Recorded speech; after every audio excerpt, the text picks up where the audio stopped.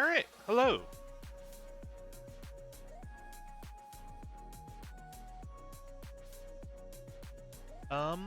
So, unfortunate change of plans from today. So I wanted to start playing through Fire Warrior, but that is unfortunately not going to happen yet because I miscounted I I did not realize how short of a deadline I still had to get my Tau done. So if I do want to take them to the next tournament in my area, I've got at this point 1 week to or wait, is it? No. I have 2 days shorter than I have like 2 days less than 2 weeks. So I have just under 2 weeks to get the rest of my Tau painted. Um, I've made some good progress, but that's not a lot of time, and I've got an amount of stuff left to do. So streams this week and possibly next week are going to have to be painting just because I can't afford to take that time off to do other things. So it's bad enough I got to work. I can't really give up any more hours. So let me switch over to the camera. Alright, so I adjusted the angle a little bit because it's a much bigger model, and with the handle and everything,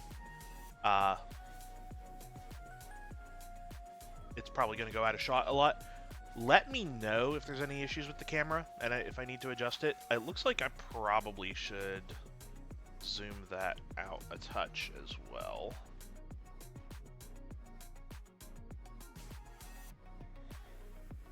There. We'll try that. And then, again, I can kind of play with it as we go, if needed. Alright, but yeah, I also finally got around to painting Commander Farsight.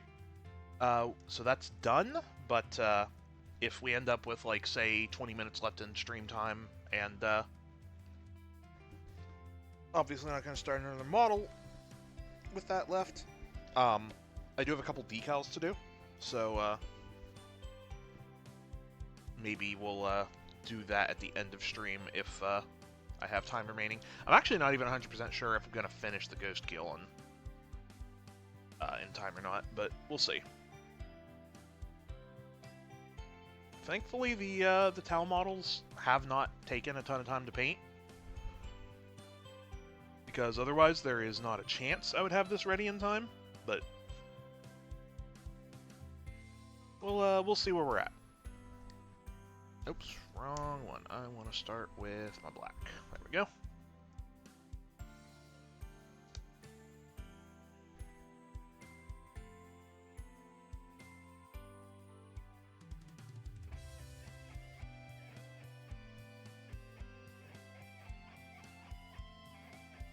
And as this is the first Ghostkeel I've painted, I am probably going to have to be going back and forth between looking at my reference and whatnot, so bear with me.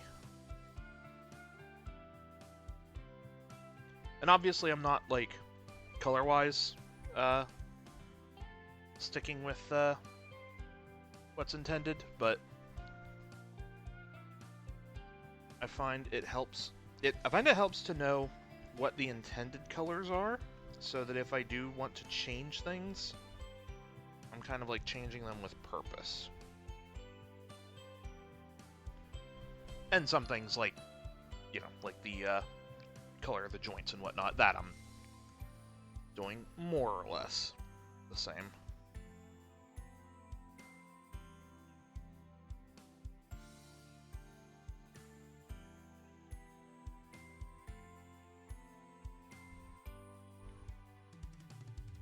Again, I apologize for how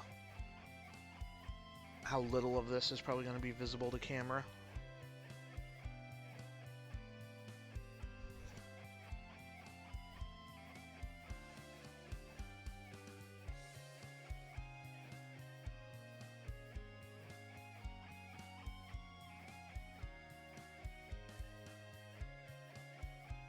Is that all black? Or... No, okay.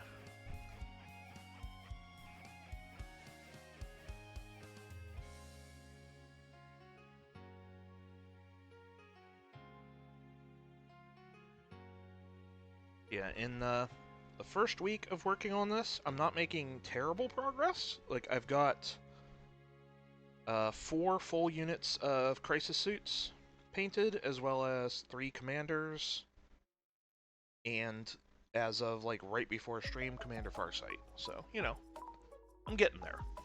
I think I will have everything done. I just can't afford to slow down. The big issue is there's a couple things I'm still not sure if I'm taking, because, I mean, part of the problem is, since I haven't had them done, I don't have any practice playing the Tau yet. So, things that I look at and see, like, you know, this might be good on paper, but not getting a chance to see it in practice.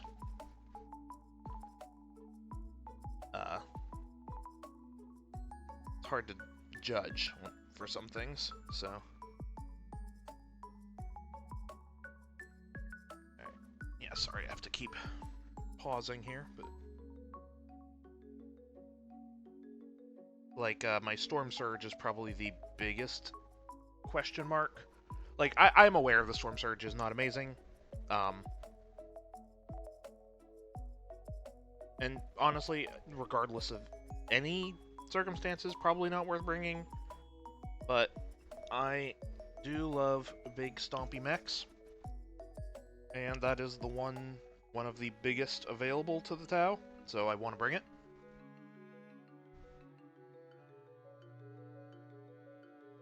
The only hesitation I have on the Storm Surge is the terrain layout for the tournament.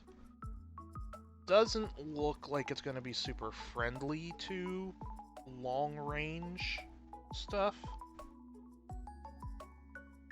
For the most part, there are a few good sightlines on the layout, but probably, like, in a vacuum, it's probably just very, very bad for the Storm Surge. But given the couple missions that we're doing, and the deployment, there are some situations where it could still be pretty good. I mean, relatively, like, as good as the Storm Surge can be. But, I don't know. It's just, whether or not I am bringing the Storm Surge is like 350 points. That's kind of up in the air, so it's kind of hard to choose what the bigger priorities to paint right now are. I will hopefully be getting a practice game in, a practice game in with my Tau this weekend, but till then, it's kind of hard to say one way or the other. And the Storm Surge, I am doing like my Knights, where it's still kind of in pieces right now, so if I am going to practice with it, I'm going to have to paint it so that I can finish assembling. So, I can't really put that one aside until I decide if I want to use it or not. Honestly, the weirder thing that still has me up in the air for the Storm Surge, not even the, whether or not it'll be good or bad, it's just, as it is right now, my point list is a little weird. I think I've got, like, 35, 40 points to spare, which feels bad. Like, I have nothing I can add for that amount of, like, anything I could add is more points than that, and I'm using as many enhancements as possible. But that is a large enough amount of points that I feel like I'm hurting myself by not using them. So, if I cut the Storm Surge, points work out a lot better. But I want to bring the Storm Surge, so I don't know. Maybe I need to look over my list again, and if I do want to bring the Storm Surge, maybe there is something I can cut and like just kind of shuffle around my points a little bit to see if there's a way I can make the math work out better.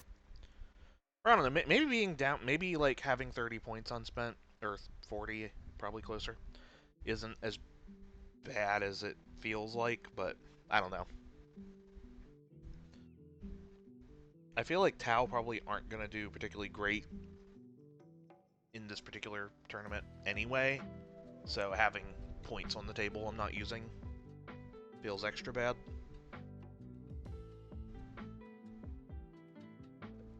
Again, I don't really know.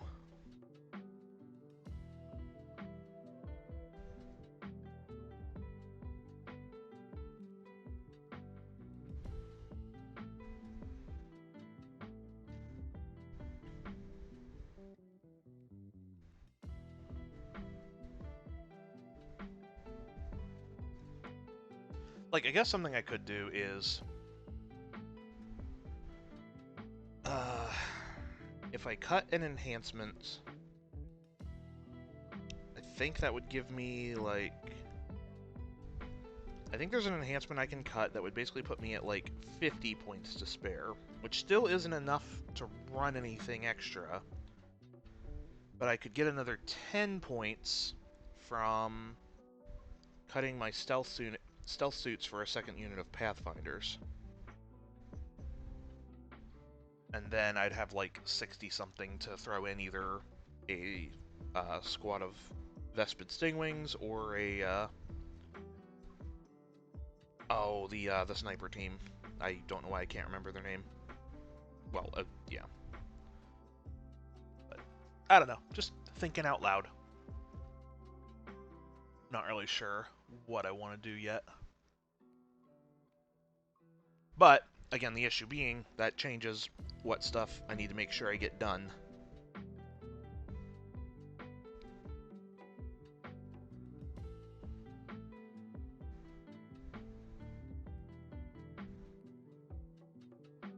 Although I guess I do have a unit of Stingwings.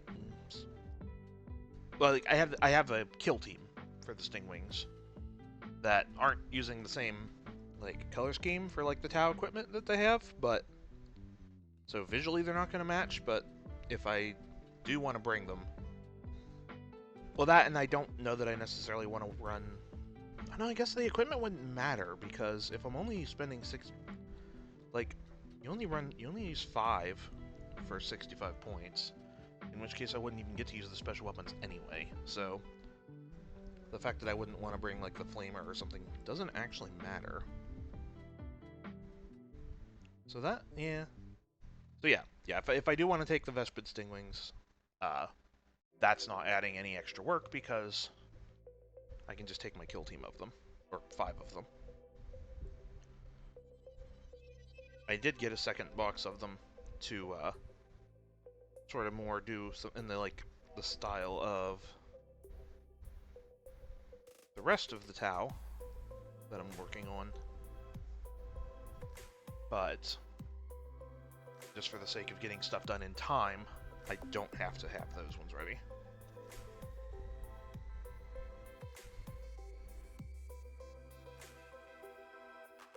Anything particular I shouldn't do? Moment. Looking at my reference again. Nope. Okay.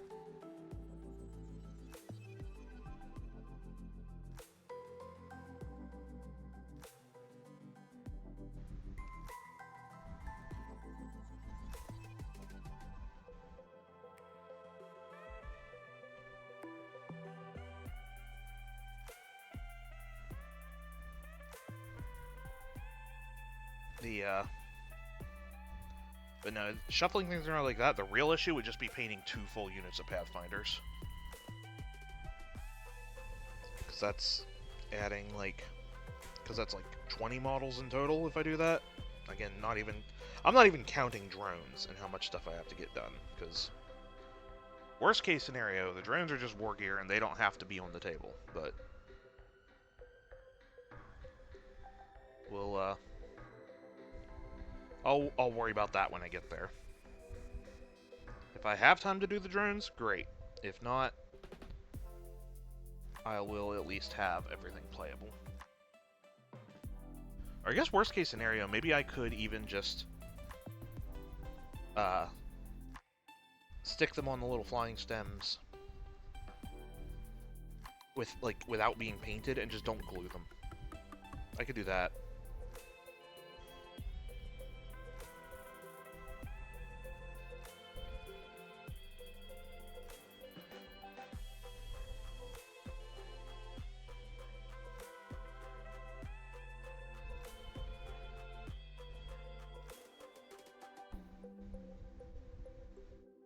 Actually, that is a, you know what? Not that anyone here would have the answer to this, but potential question for a judge, I guess. If my drones are the only thing not painted in my army, which again are basically just tokens, not actual models in any units, am I still considered battle ready for the extra 10 points? Because technically, I have unpainted models on the table, but again, they're just tokens, not units. That is an interesting technicality that I would have to ask someone who knows way more than me.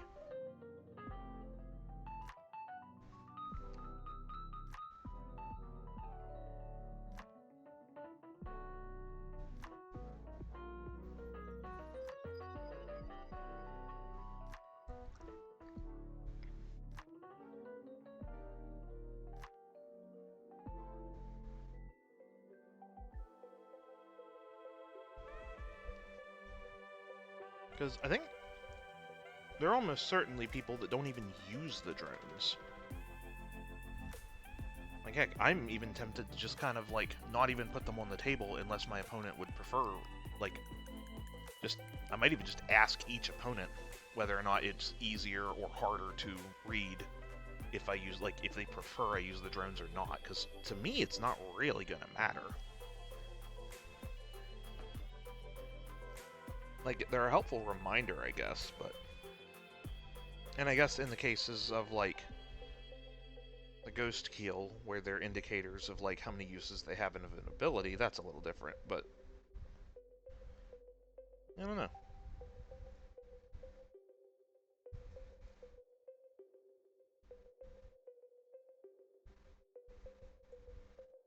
Again, this is all just thinking out loud, just trying to keep conversation going.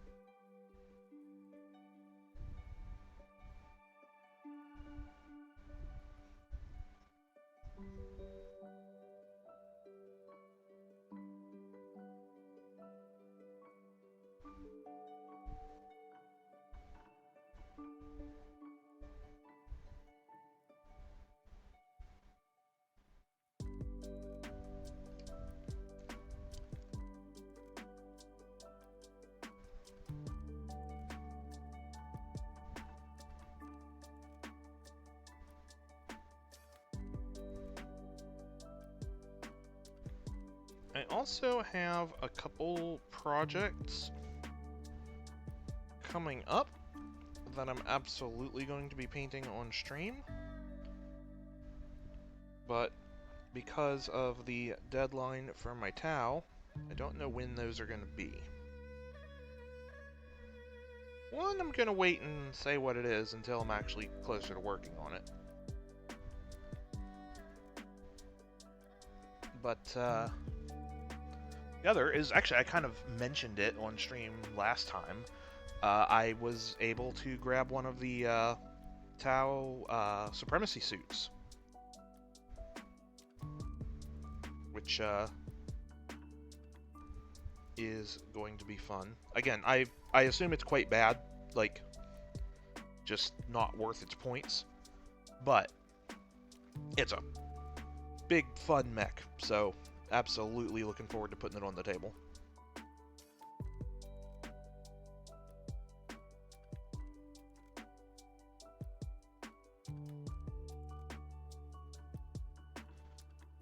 Like, it is unfortunate that it does seem like the big, expensive models in 40K just tend to not be worth having. Like, again, because it's a shame, because they're such cool, like, centerpiece things, right? Like, the fact that they cost so many points, and they might have the firepower to justify the point cost, but almost certainly not the durability. And so it just kind of ends up being like these situations where it's just better to run smaller stuff than the cool big models. Like, I think Bane Blades are unfortunately kind of in that way for Imperial Guard, which sucks, because they're cool. And, like, again, same with the Tau with, like, the Storm Surge and the Supremacy Suit. Heck, the fact that out of all of the Primarchs we have, only, like, 2 of them are actually worth playing. Like, and that sucks. I wish it wasn't that way. I mean, there are so many moving pieces to the game that, like, balance has to be, like, you have to keep the balance somehow. It's just, it is a shame that it most often results in the big cool models just not being worth having. And that's a bummer.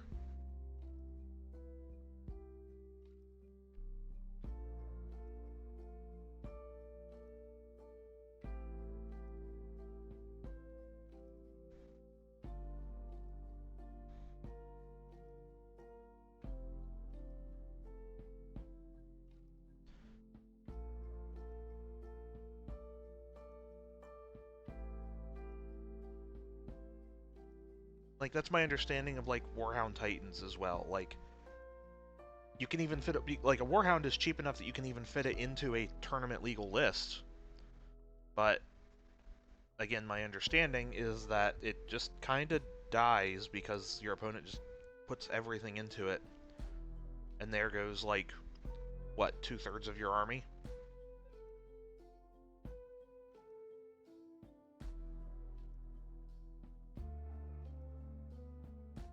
So yeah, I don't know. And I don't really know what the solution is. I mean, I assume it's make them cheaper points-wise, but then maybe that just becomes a issue of they become things you have to include if they're too good, so I don't know.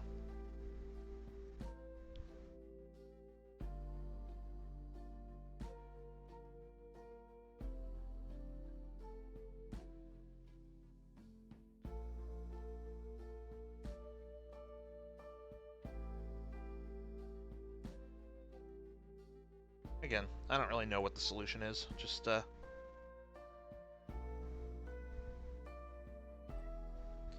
bummer either way.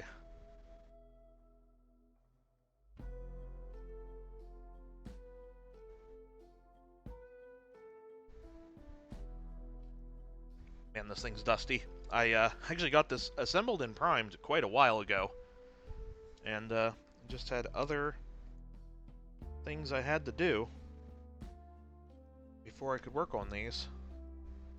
I didn't realize how much dust had already accumulated on them.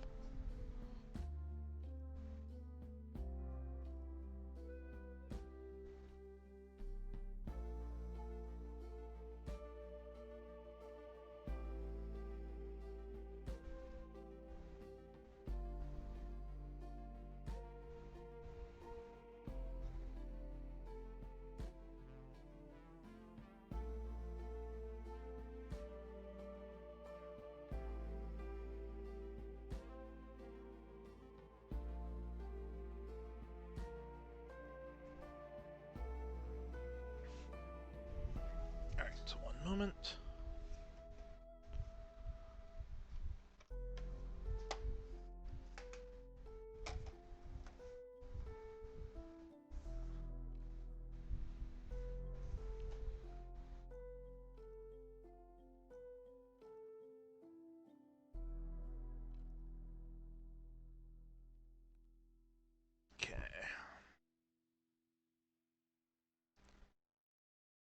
Going with the black for a little bit more here.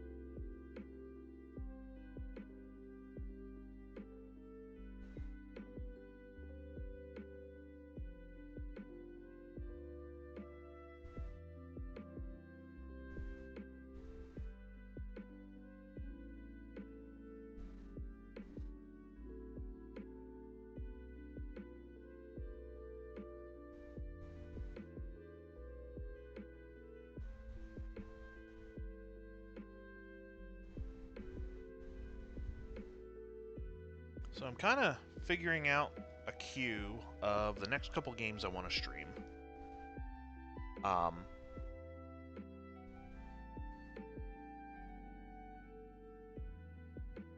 It probably won't be like one of the next, because next stream I do that's not painting, which will hopefully be either it'll either be next week or the week after, depending on how much more I still have to get done after this weekend. But, if I have enough finished that I'm confident that I'll have enough time to get everything done, I will probably not do painting next week if I can, but we'll see. But anyway, first stream I do that's not more mandatory painting is going to be Fire Warrior, because I'm so curious about that game. Again, not expecting it to be great, but it'll be a very fun novelty, if nothing else. Then, I'm not 100% sure. I lost my train of thought there. But, maybe, I got reminded of it today. And, maybe in the spirit of, what I'm working on with the Tau, I might do a playthrough of Titanfall 2. Because that game's fantastic, and not nearly enough people played its single-player campaign. Like, it is a phenomenal single-player shooter.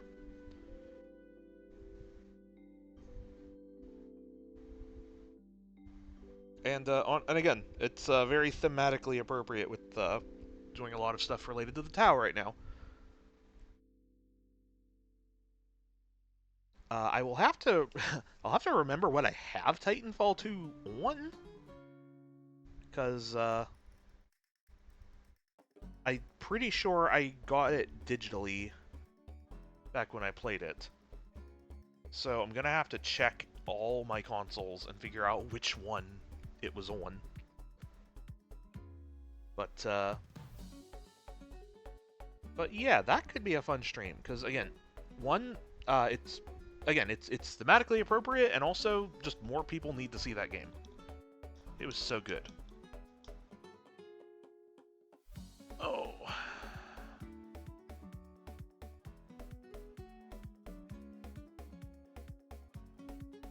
Sorry about that. Had a bot.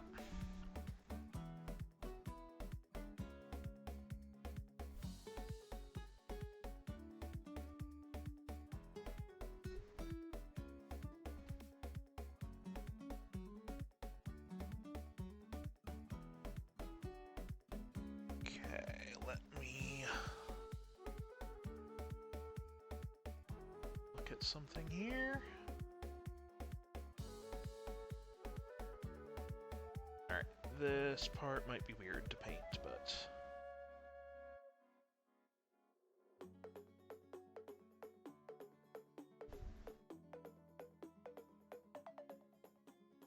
So one thing I'm not sure about is I don't know what to do about the head on the Ghostkeel. If I'm following the general rules for how Tau color schemes work, I should paint it yellow like I did for the commanders for the crisis suits.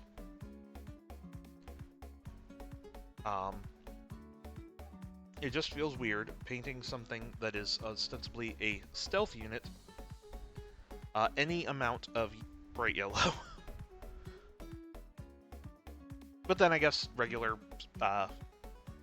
stealth, like Tau stealth units, are white, so you know that's not that weird.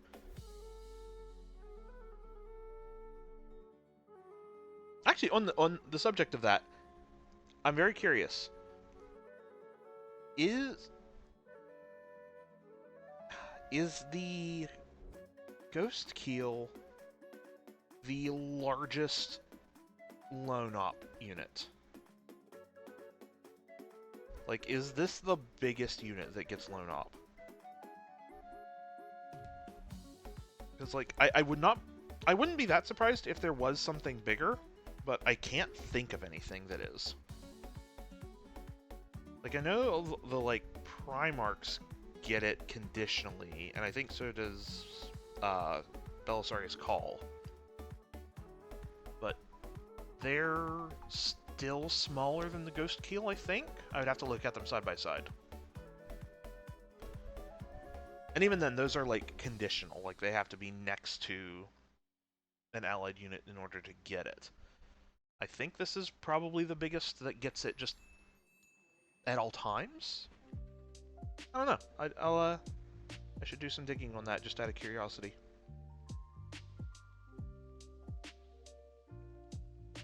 I do find it... I mean, I find it very funny that a unit this big even gets lone op in the first place. Just, I don't know.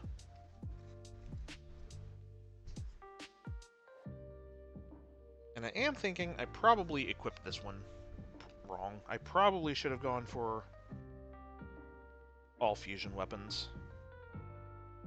My original thinking was just giving it stuff to shoot out of its lone op range. But I guess the lone op does mean that if it is close enough to be shot at, it's close enough to do some real damage to something else. So I don't know. Hard to say if I made the right call or not. I definitely equipped my Riptide poorly. That's not even a question.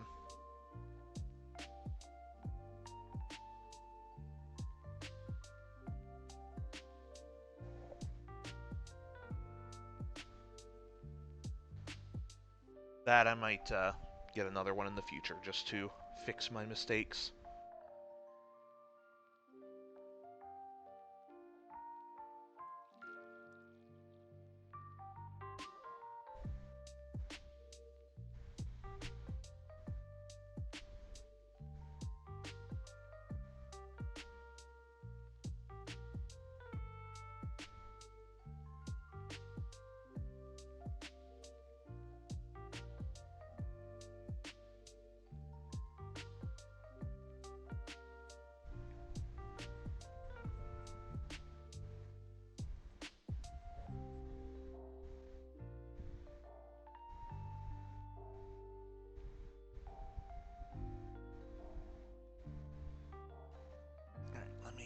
get one other thing here.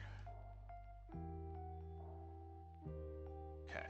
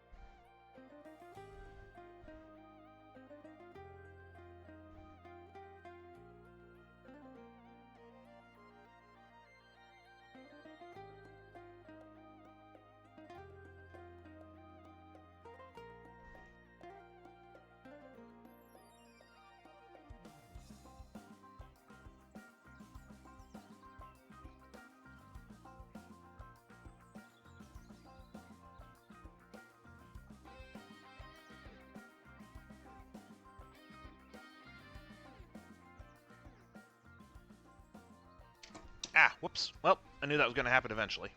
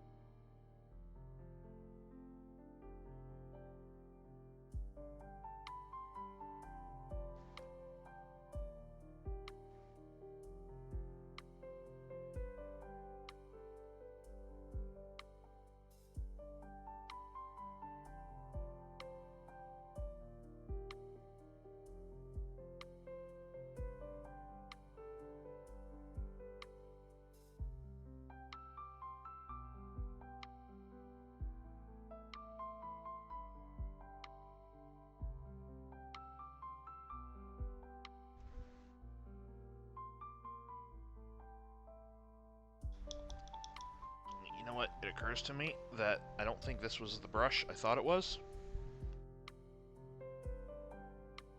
No, maybe it was. I thought I had a flatter one. Oh no, it's not really any flatter, it's just not as, worn.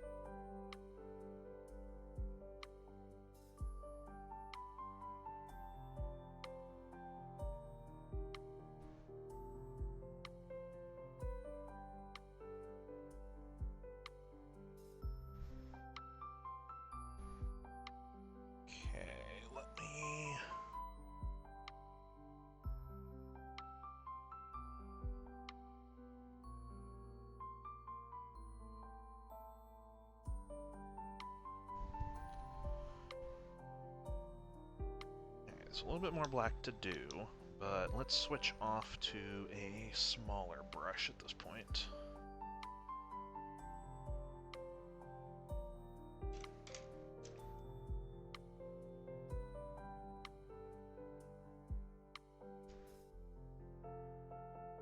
I'd just gotten the new brush out earlier. Where did it go? There you are.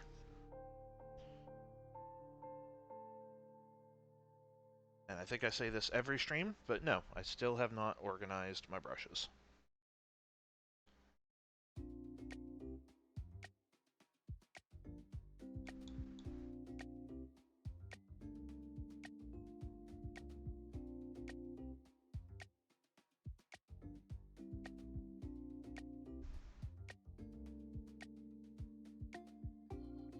Alright, this brush might be a little too fine for what I'm doing here.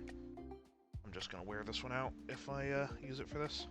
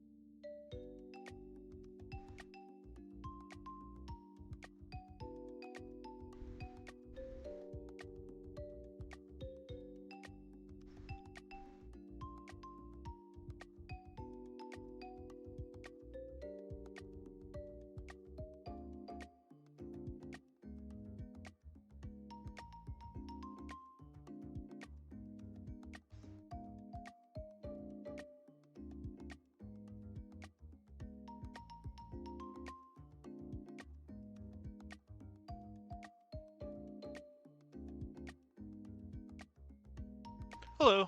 Nice Ghostkeel. Thank you. First time doing this particular Battlesuit, so I'm having to go back and forth on a reference quite a bit just for doing the different panels and whatnot, but I'm liking how it's turning out so far.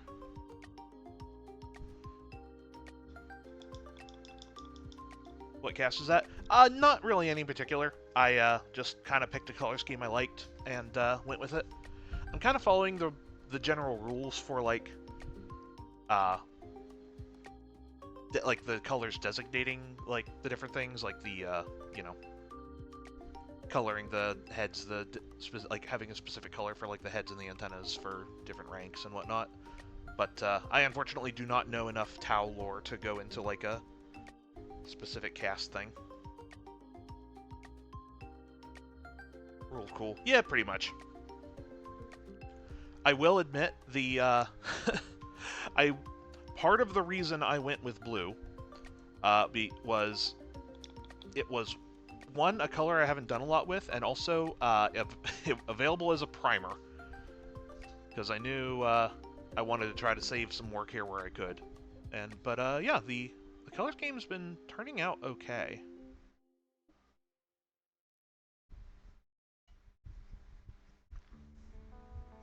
I just finished Commander Farsight right before stream, and really happy with how this color scheme mapped to him.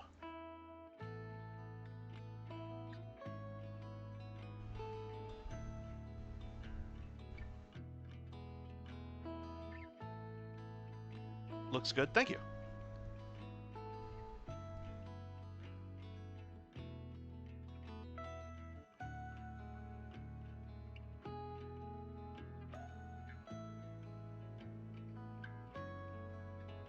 I just finally started working on my Tau last week, so I'm still very much in the process of figuring out how my color scheme maps to each individual type of battlesuit, but again, very happy with the progress so far.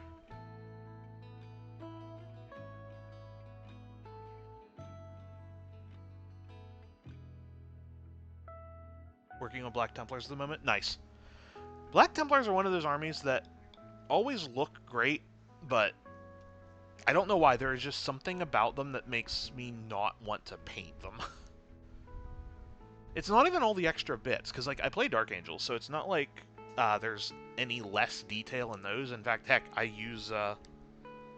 have used Black Templar bodies as Dark Angels in the past, but I don't know why. There's just something about the color scheme that seems not intimidating. I don't know. Again, they always look fantastic. It just something about them just seems extra hard to paint, and I don't know why. That might just be my imagination.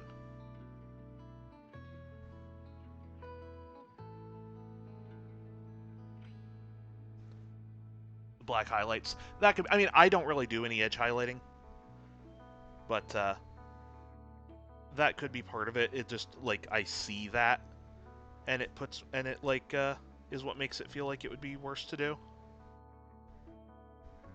I really should learn to do edge highlighting a lot better. It's just, I don't know. I don't think I will have... I've tried in the past to do a little bit of it, and I've never been satisfied with it. I just don't... I don't think I have the patience to make it look good. It's like, I can do some very simple edge highlighting, but I always feel like the amount of work I put into it, it looks worse than just not doing it.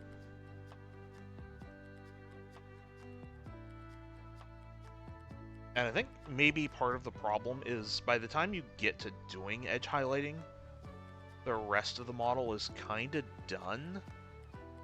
So at that point, I'm just wanting to start something new. But it's something I always wish I had the patience to do. Do a base with white highlight and do a Black Templar contrast on top of it. The white goes through as highlight. That's probably a great way to do it. I've actually done similar things to that in the past, but not to do highlighting. I forget what I was doing it for.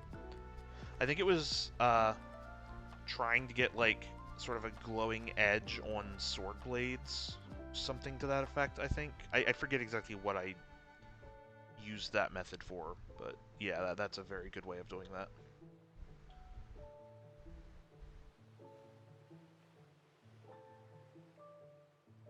Been a lot easier. Yeah, that seems like it would be.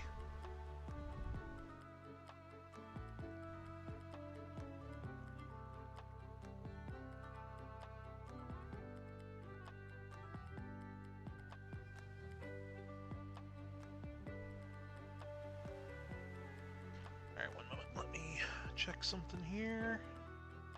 Okay, yeah. Still working on glow effects. Big same. I've more or less figured out a way to do, like, plasma glows in a way that I'm satisfied with. But, like, I cannot do, what's it called, OSL to save, if my life depended on it.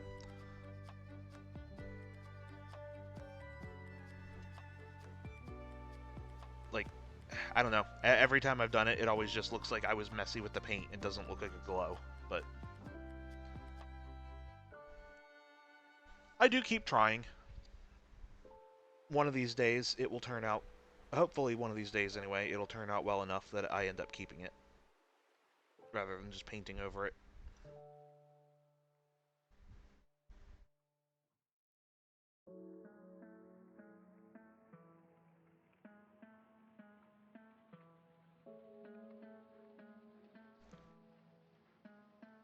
Hello.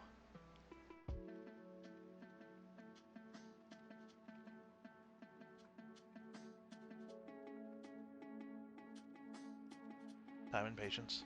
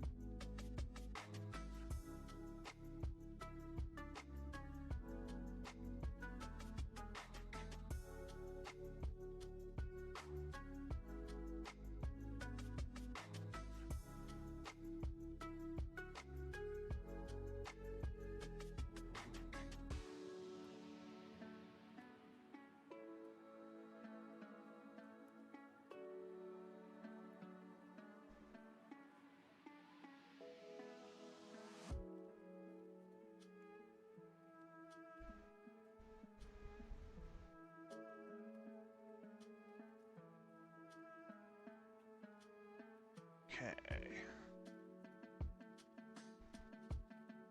Looks alright. So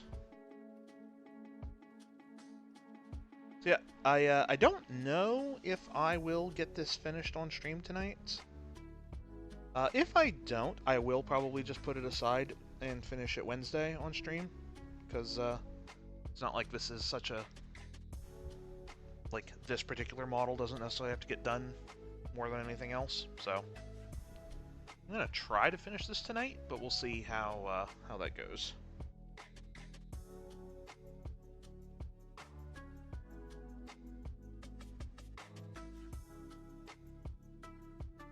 I actually would have preferred to save Farsight for stream, but I could tell just like I could tell immediately that there's no way I fit that into my normal stream time, and I think I was right. That took me a good bit longer than I usually go for, because I worked on it a good few hours yesterday, and then finally finished it today.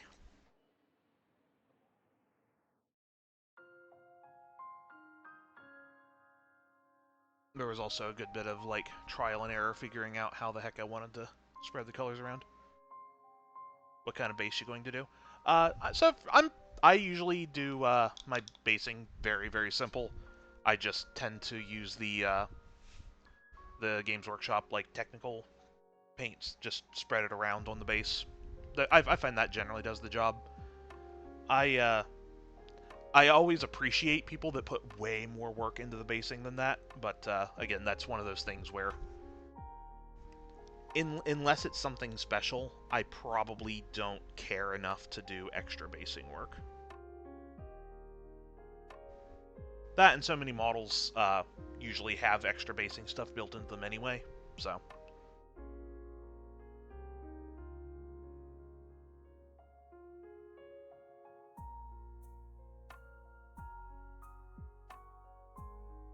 If I have a particular like inspiration for something, I'll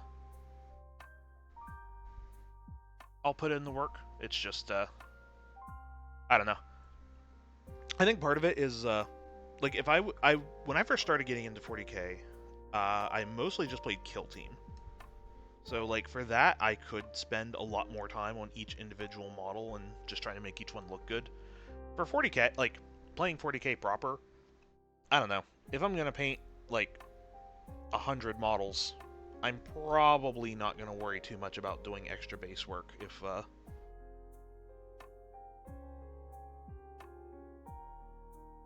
it's not something I particularly care about. Sweet and simple, yeah, pretty much. And like I said, a lot of times, like, characters that I would want to have more interesting bases usually already have them as part of the sculpt anyway, like Farsight.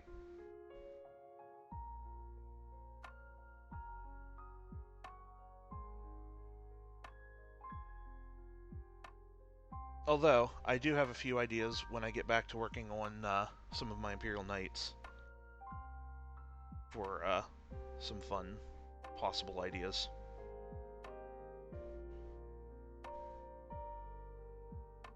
I want to do a Sisters of Battle themed knight, and I thought about getting, oh, what's it called? The Trial of St. Catherine, to use like the miniatures and some of the various just aspects of that to put like kind of around the knight on the base. Thought that could be kind of a fun, maybe have some of the cherubs draped from like the shoulders of it or something. I have Imperial Knights, such good, yeah. Oh yeah, I love Knights. I am, they are probably my favorite faction in all of 40K. Like, I am a sucker for anything mechs. So, going from Imperial Knights to Tau was not much of a leap for me.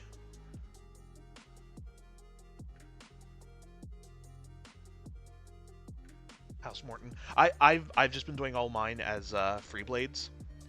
So I actually, admittedly, I don't know many houses.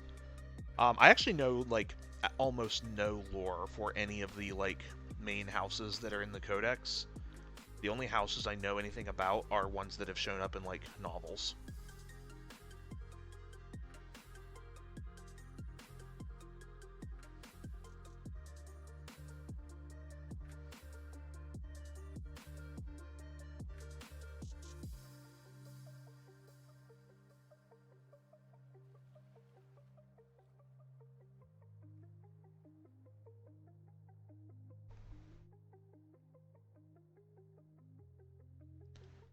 House Morton shows up for Sisters of Battle and Black Templars. Oh, nice. Yeah, see, I did not know that. That that is cool. The actually no, I guess I take that back. I do know. Okay, I know there's one house that tends to work alongside other Imperium factions and have like even worked like the emblems for that like into their heraldry. I don't know enough to remember which house that is.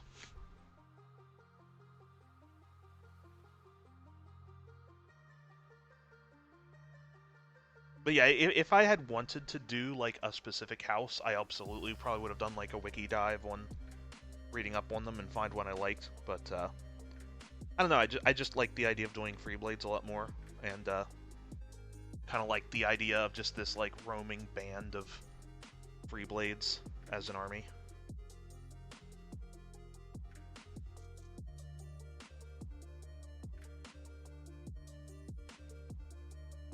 Also gives me an excuse to basically come up with new ideas for every night as far as like color scheme and theme and whatnot. Can't remember the house. I know there's a bunch now. Yeah. Yeah, pretty much most of the houses that I have any sort of knowledge of, like I said, are basically just the ones from like various novels. Like the oh, what are the actual books themselves called? One was, I think, King's Blade and Knight's Blade are the two big ones that I remember enjoying a lot. I forget which one was first, which one was second, but like I remember all the houses from those.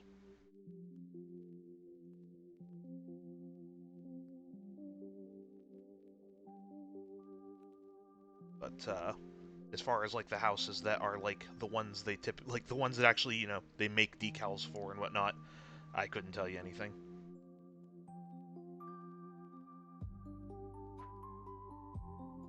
Nightblade, okay, yeah.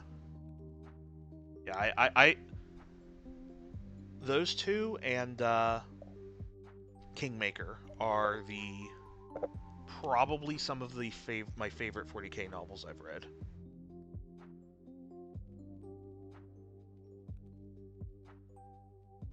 I mean, like I said, I am a sucker for Imperial Knights, but just I think just overall writing and story as well. Those were all just very, very good.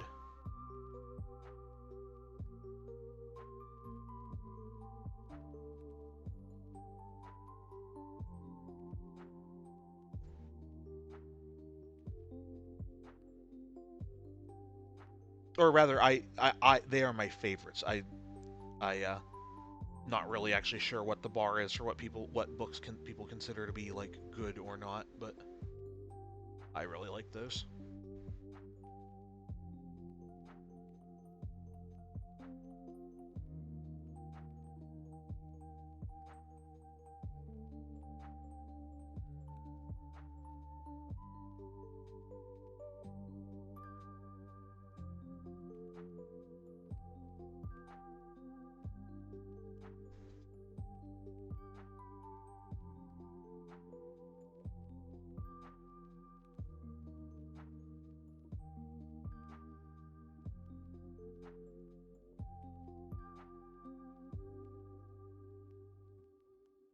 Excited for 11th? I am, honestly. Like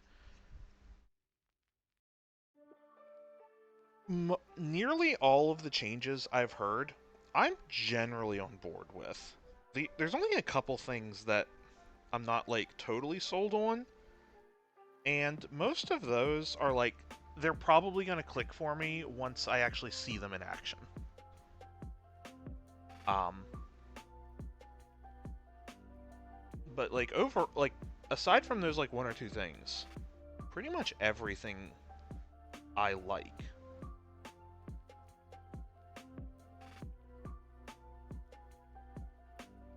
See it to believe it. Yeah, I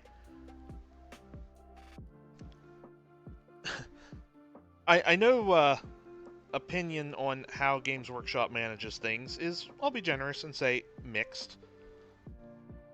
But, I don't know. They have been doing this game for long enough that I trust they have some idea what they're doing. So, even the stuff I'm not, like, totally sold on yet, I'm willing to believe that once I actually play with it, it'll be, at the very least, fine.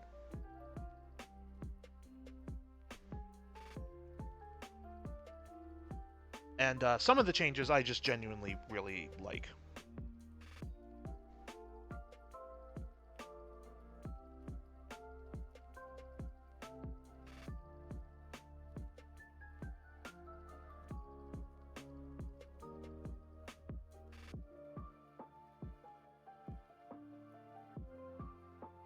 And actually, I think honestly, part of the excitement for me too could even just be that I have not actually been into 40k that long.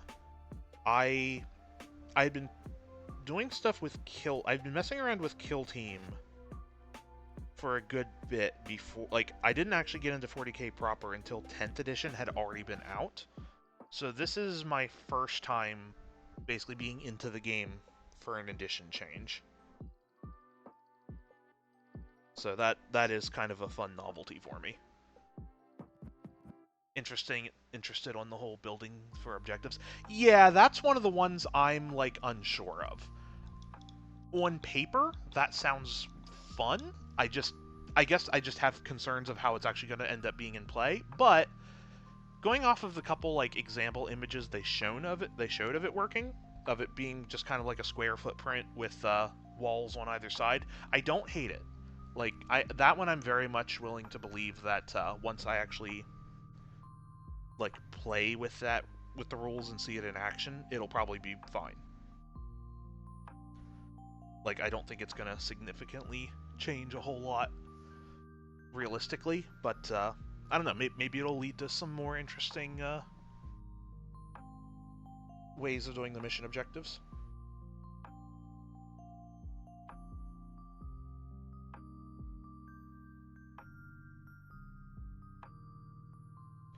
What was the other one? There was one other thing that I'm not. Oh, right. The way of like the whole thing of determining your mission by like comparing, I guess, like the intended role of each other's detachments, and then your objective is selected based on that. Like, again, I like it in theory. Let's see how it plays before I come to a conclusion on it. But that one I think is probably the biggest thing I'm the most unsure of for 11th. But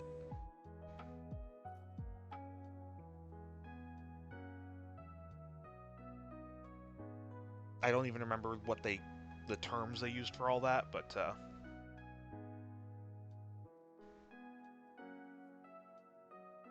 we'll see. Again, like other than those two specific things, I'm generally pretty optimistic about it. There are some changes that I think are just overall for the better, and I kind of wish we had them right now.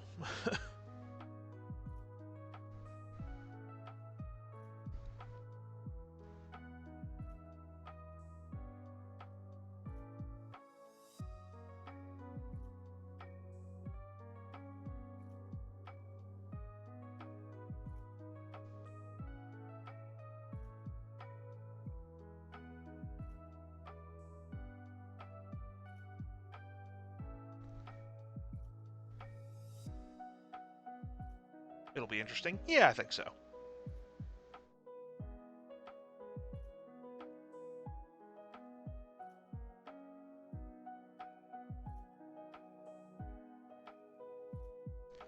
And I definitely agree with some people kind of on the sentiment of like, 10th edition is very, very solid. Again, I have no experience in what previous editions were like, but a lot about 10th edition just really works. And changing stuff just for the sake of having another edition isn't necessarily a good idea. Like, and I definitely get that sentiment, and I do kind of agree with parts of it. But I don't know. So far, I am not really against anything about 11th. We'll see how it plays, but like I said, I'm feeling fairly optimistic.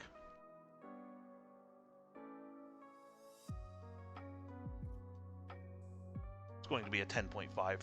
Yeah, that's also kind of what I've heard. Isn't that, again, having not been around for a lot of it, isn't that typically the pattern Games Workshop does, where it'll be like one edition will be like basically kind of restructure the entire game, then the very next will be sort of an add-on to the previous one, and then the edition after that is when they kind of do a bigger hard reset again.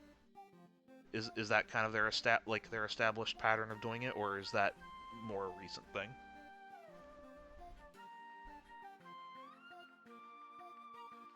Again, this is just from stuff I've heard other people say, so I don't know how accurate that is.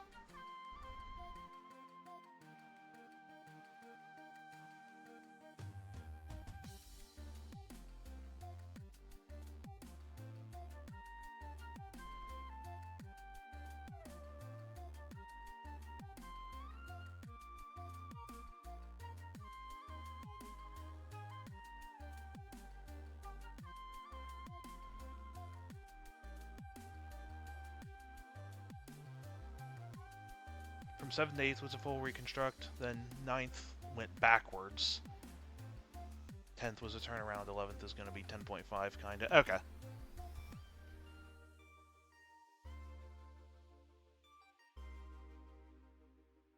So maybe not like a specific pattern, but still, like, this is just kind of what they do, I guess, but...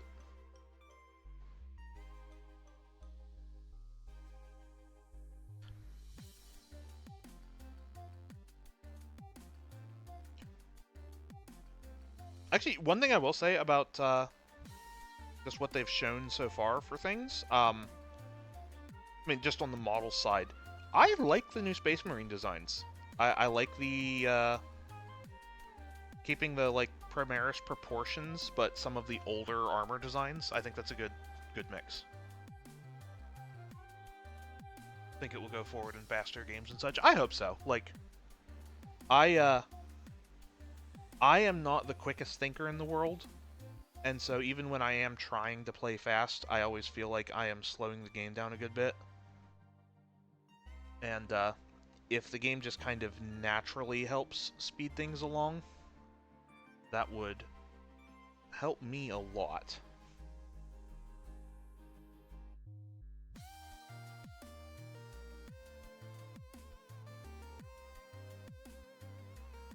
Or at the very least, even if I don't necessarily play faster, the game itself just would not drag on as long.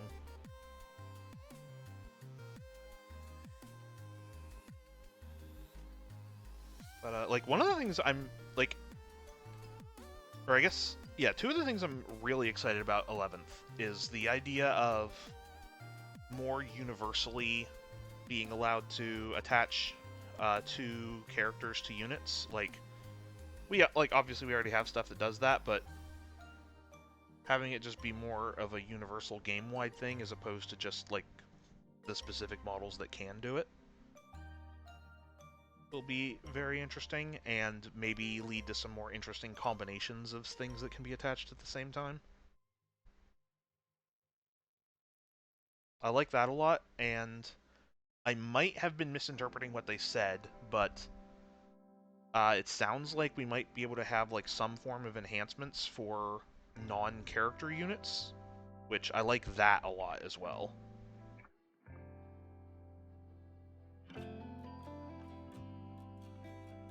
Agreed on the character thing. Yeah, that. Because just the other day, I finally got a chance to play around with the Librarian detachment for Space Marines, and it's very fun. But I definitely was feeling the hit of not having more useful leaders attached to all my units. So, like, even just being able to throw on something like a lieutenant or an apothecary, while not losing out on the bonuses for having a librarian with them, would help that detachment out a lot.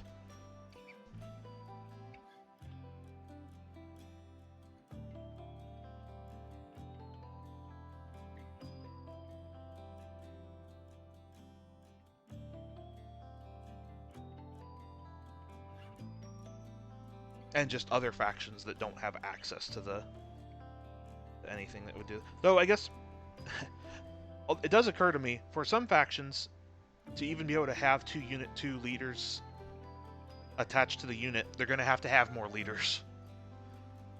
Because, like, right now, I can't even... my army doesn't believe in librarians. Oh, that's right. Black Templars can't use them, right? Fair enough. But, like, right now I'm thinking of the Tau. Like, most units that the Tau have access to don't even have two different leaders that could go with a given unit. Like, I guess you could run Ethereals with, like, your Fireblade, maybe? But that's only if you're not running Farsight, and I don't really feel like giving up Farsight for Ethereals.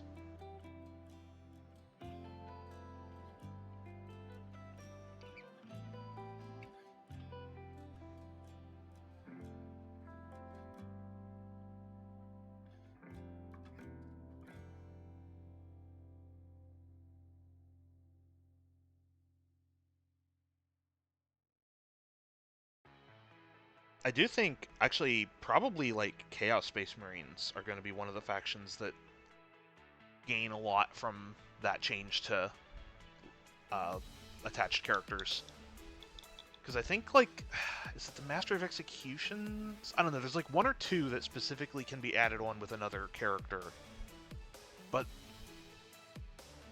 but that's about it. And they have a lot of different characters to work with. So if that makes some of those that are, like, maybe a little subpar on their own, but interesting to when added with other stuff, that could be really interesting.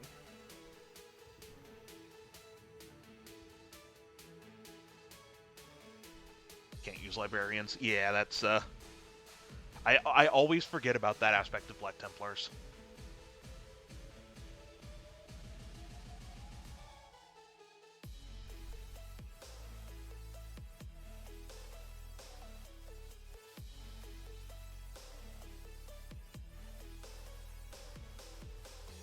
I guess what you miss out on by not being able to run librarians, you make up for by having just some of the coolest chaplain models in the entire game.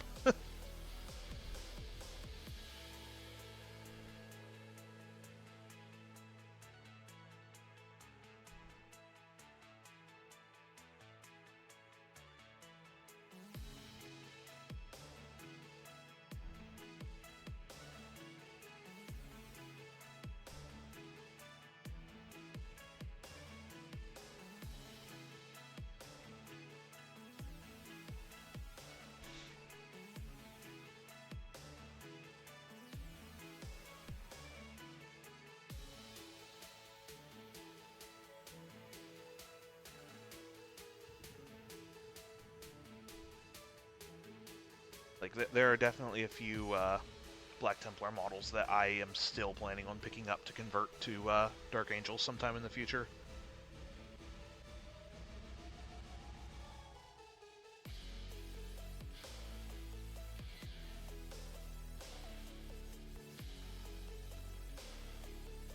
Judiciaries, Chaplain on Bikes, Terminator Chaplain, soon Jump Pack Chaplain. Yeah. Some Dark Angels want to convert to Black Templars. Yeah, I've seen other people do that as well. Like, we share very similar vibes, so each other's models make great conversions for the other.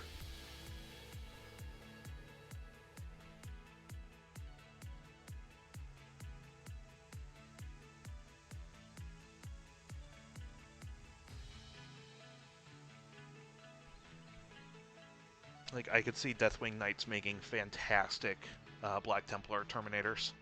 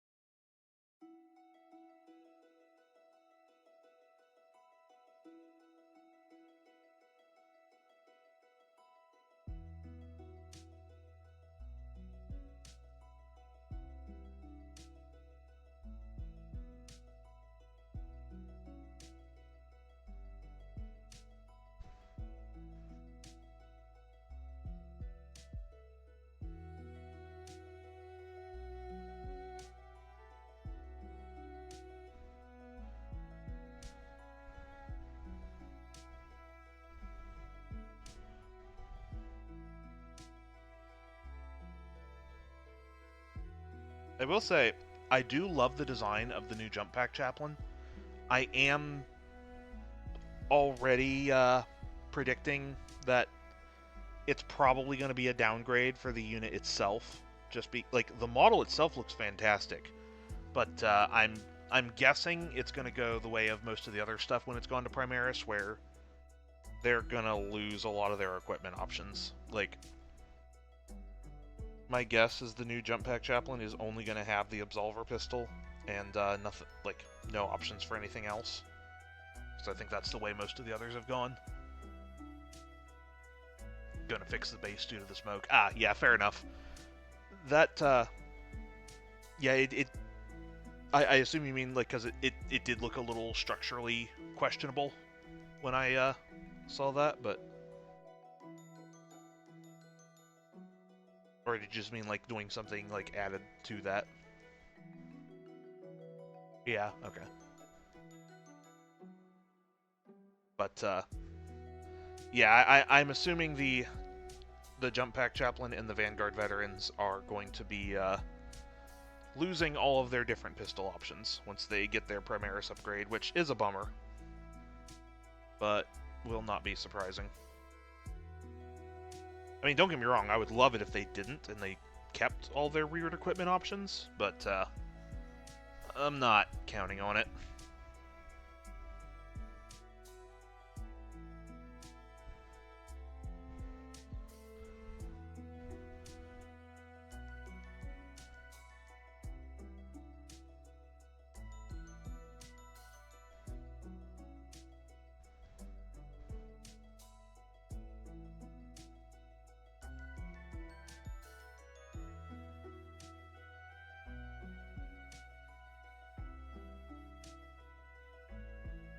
Like, even if the range isn't great, just the idea of being able to have, like, a unit of 5 jump packs with Melta pistols. Like, that just sounded so fun to try to put together, but now that they are getting their upgrade again, I'm assuming that those equipment options are going to be, unfortunately, not hanging around. New land speeders. Oh, okay. I didn't hear about that. New land speeder. Hopefully new units for Dark Angels. Honestly, like, Dark Angels have a good amount of stuff as it is. They don't really need much new. I wouldn't mind, like... I wouldn't mind if they wanted to make some of the Ravenwing stuff, like, a little newer. Like, not even a full Primaris upgrade to them, just like a...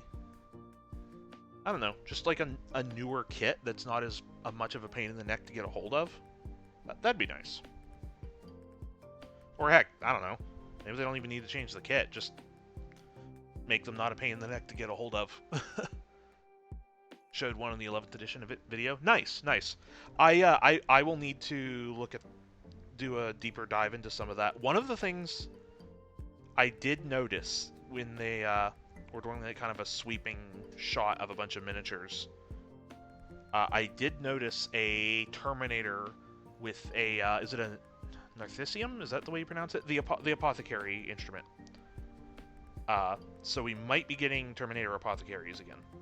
I'm really hopeful for that, but they also had a bunch of models in that lineup too that are just also not like they're just old firstborn models that they don't make anymore. So it's hard to say if that was a tease or just something that just slipped through. Hard to say, but.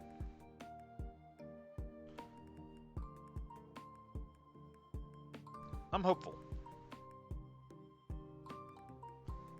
Honestly, actually, no, I do take that back. There is the one thing I would love to see come back that we don't have models for right now, even if it's not like a Dark Angel specific thing. I would love for Librarian and Chaplain Dreadnoughts to be a thing again. Like, we've still got a Legends datasheet for Chaplain Dreads, but there's not even a Legends one for the Librarian ones anymore. And having both of those around again would be very fun.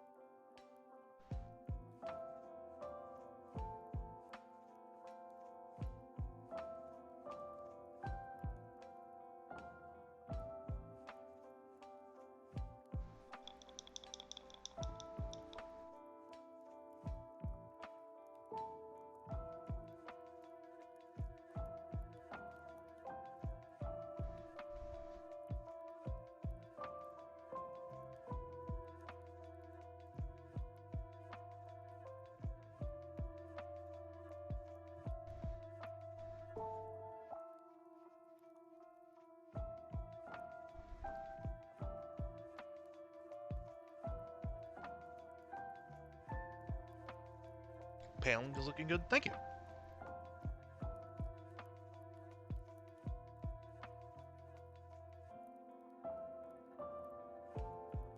Yeah, I'm more or less just kind of going off of a stock image of the Ghostkeel and seeing what panels and whatnot, like what parts are different colors and why, and then just kind of basing mine off of that using just my colors instead, but I do have to improvise a little bit here and there, but yeah, I am liking how this is turning out so far.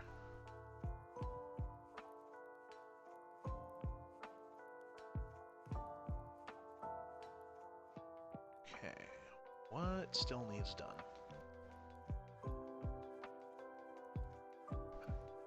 I love doing these painting streams, but I do notice that, especially once conversation does get going, I tend to lose my place quite a bit.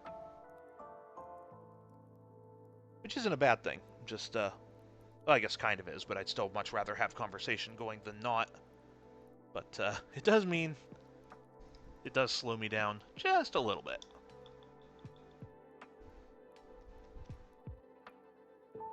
That's fine, though.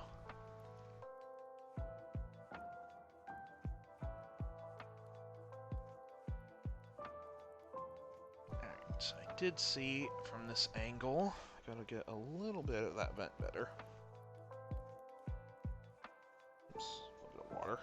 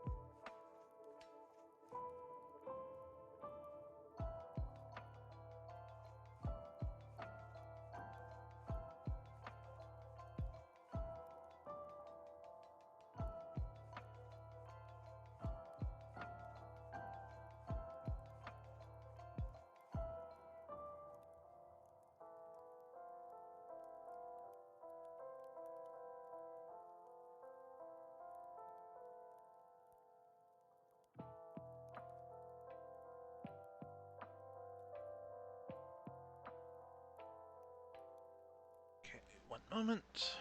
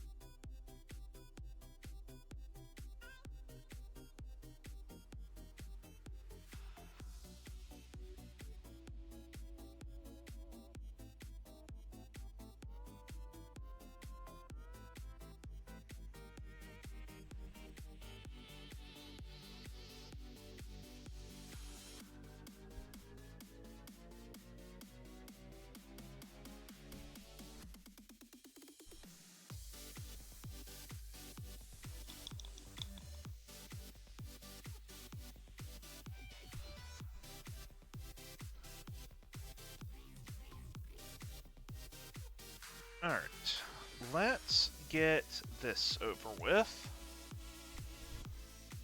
Again, I'm still not 100% sold on doing it this way, but it's the color scheme I started, and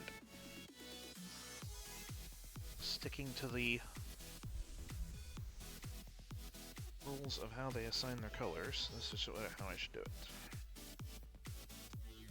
Actually, you know what? I already don't dislike this. This will look fine.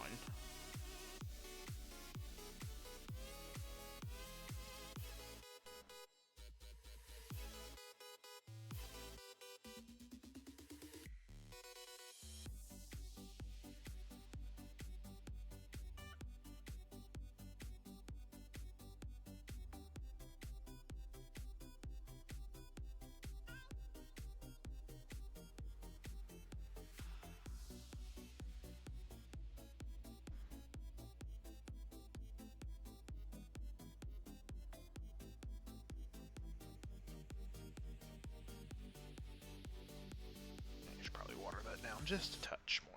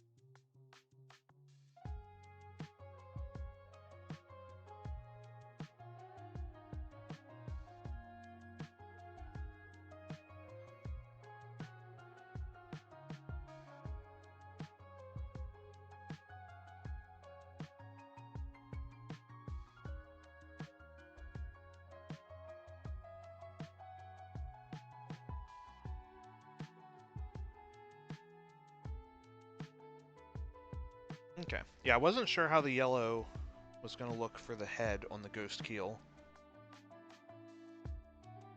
But, now that it's on here, I actually kind of like it. Breaks up the blue a little bit.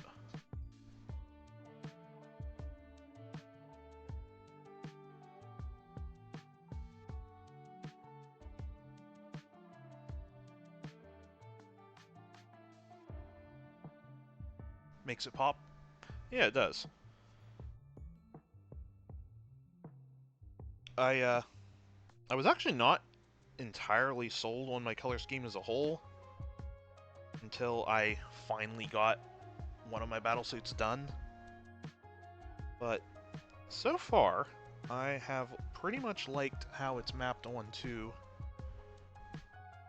everything so far. The only thing I've kinda broken away from it a little bit was I didn't do the head on Farsight yellow, but I think for that one, since it is a named character, I don't mind deviating from the color scheme a bit. And I'm probably going to do some, like, decal work to still make it stand out as something different. Not sure exactly how I'm going to do that yet, but I will work on that later. The bulk of it's painted, and that's what was important. I do wish this yellow was less of a pain, but at least it eventually looks good.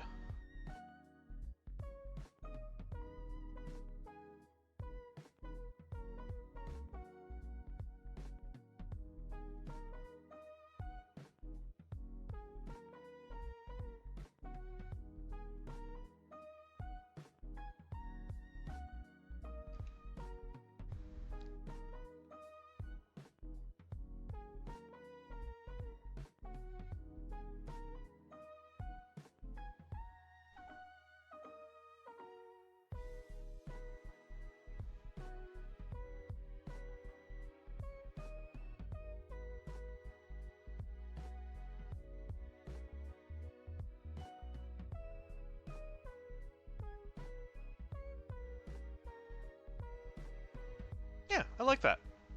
Again, wasn't sure how I was going to feel about it, but I think that looks alright, and especially once I do the wash and it gets down into those grooves and whatnot, I think that'll look pretty good.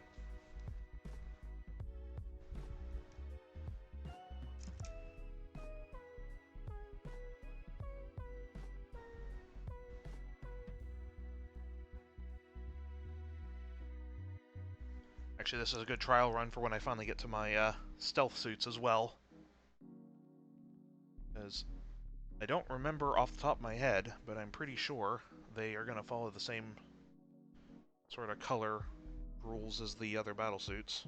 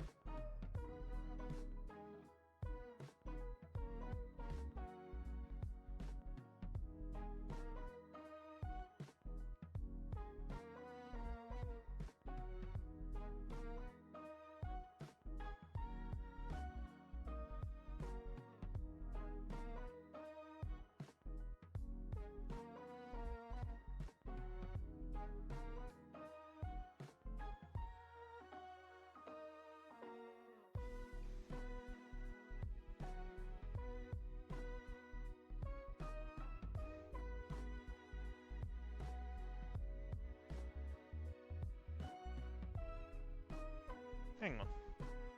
Oh no. For a second I thought I forgot to put a part on, but no, that's just what it looks like.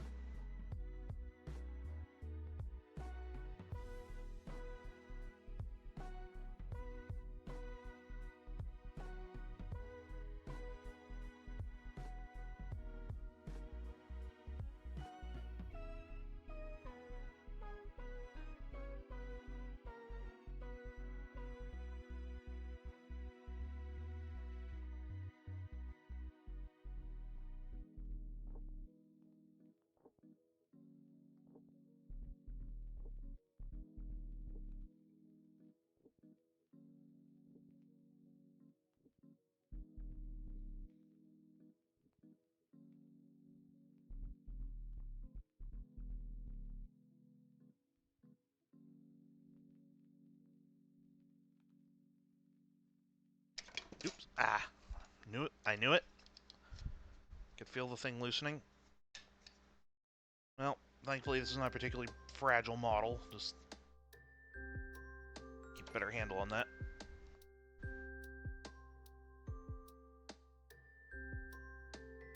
I don't even really like using the handle that much for bigger models. It's just...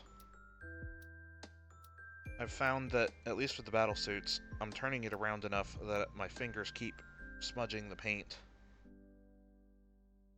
So, at the very least, it's taking away extra work fixing that. But it would otherwise be more cumbersome than it's worth. At least for the bigger stuff.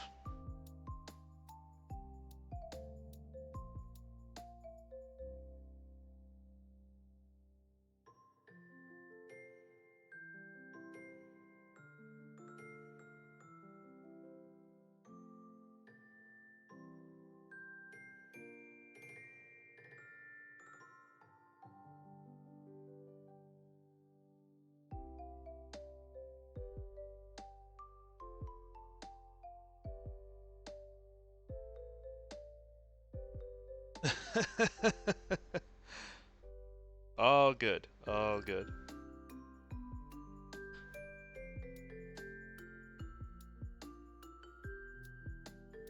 Tyranids is one of those factions that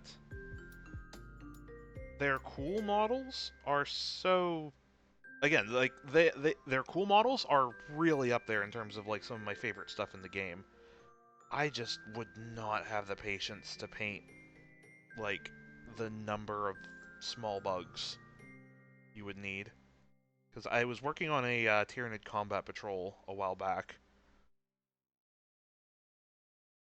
Just to sort of have available in case anyone, like, wanted to learn the game, and, you know, so I had a second combat patrol to, like, teach with.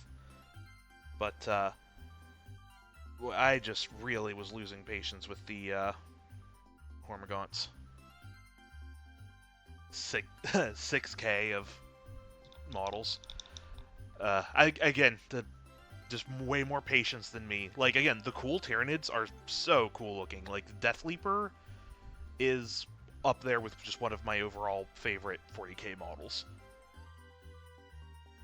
Like, and a lot of the bigger bugs are just really, really cool designs. Like, those are the things that make me want to play Tyranids. It's just... I cannot paint the number of, like, Termagants and Hormagaunts you would need for, like, a rounded army.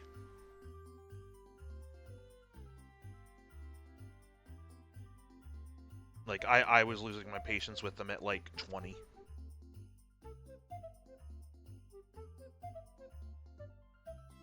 So, full credit to anyone that does have the patience for it.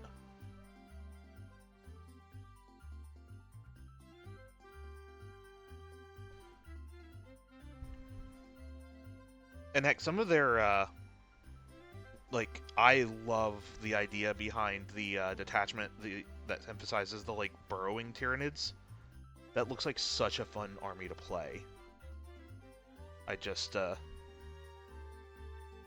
again, I wish I had the patience to paint them.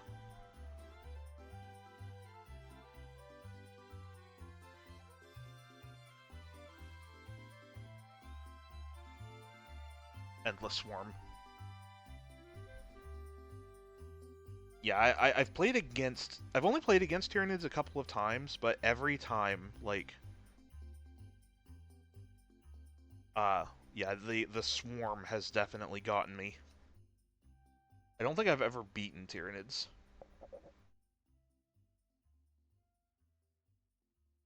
Granted, I don't win a lot of my games, but that's besides the point.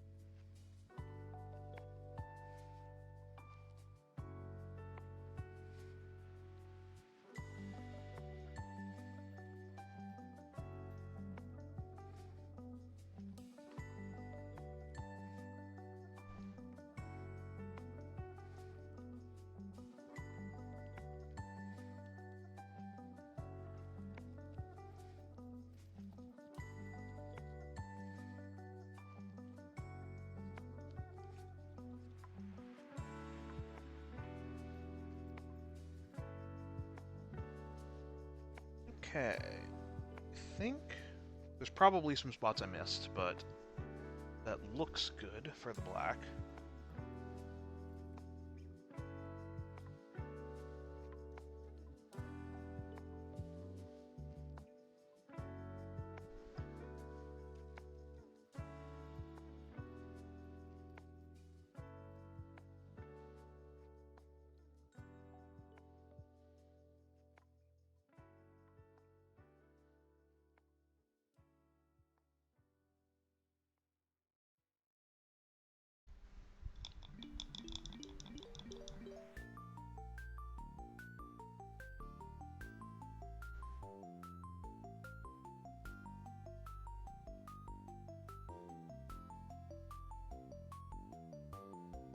Yeah, once my tower done, or at the very least I have enough done for the upcoming tournament, probably the faction I'm gonna be spending the most time on is Chaos Marines, because I've been wanting to do like an Iron Warriors army for a while now, and the fact that Games Workshop decided that they're just gonna make a bunch of Iron Warrior stuff, like, that kind of timed out perfectly. I've already got a good bit of stuff for Chaos Marines. I just haven't started painting any of it yet, so... What am I looking for? Oh, there it is. Behind the model.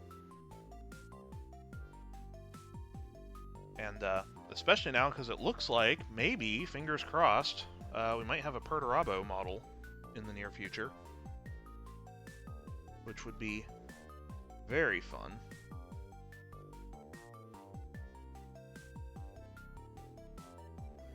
I'm going to go out on a limb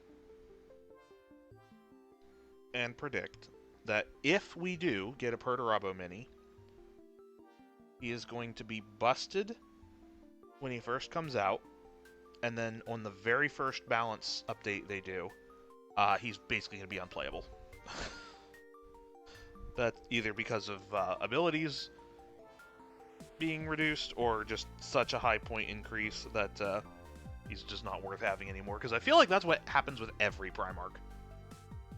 Except maybe Fulgrim. I don't know if Fulgrim actually was that great when he came out to start with, but...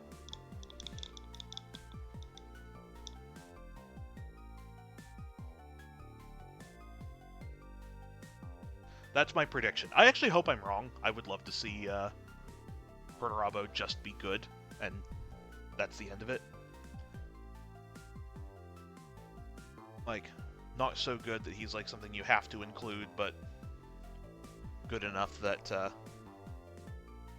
he's worth having if you want him. But we'll see. Again, this is all assuming that we actually do get a mini for him, but seems like we're headed that way.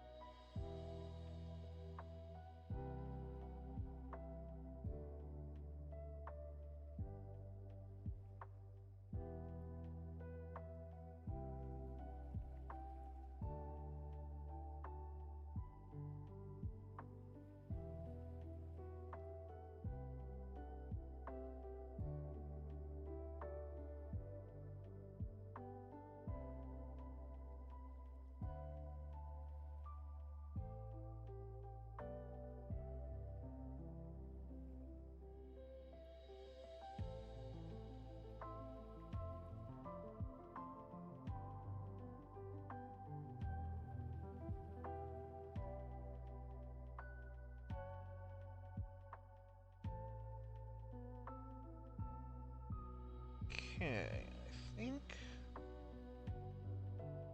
that's pretty much all I need there.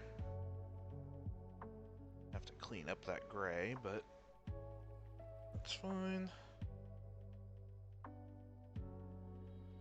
Is there anywhere else I need to do, like, little lights on this thing?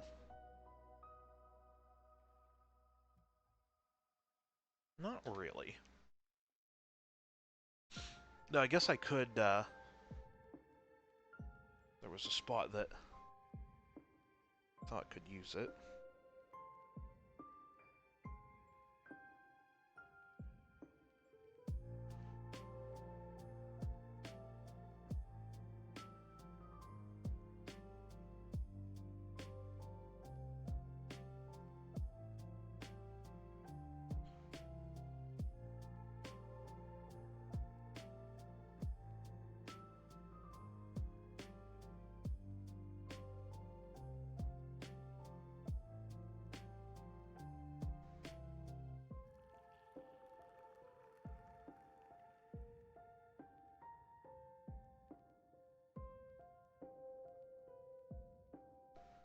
Still just here painting Black Templars with all the silver parts on them. Yeah, that...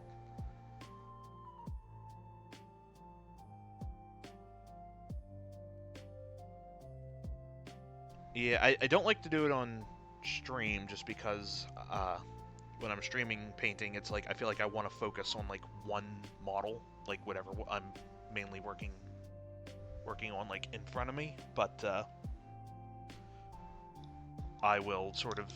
I don't really do like full-on batch painting, but if there's like one particular thing that I know is going to take, maybe not time, but just be annoying to do repeatedly, I will get that done on everything at once.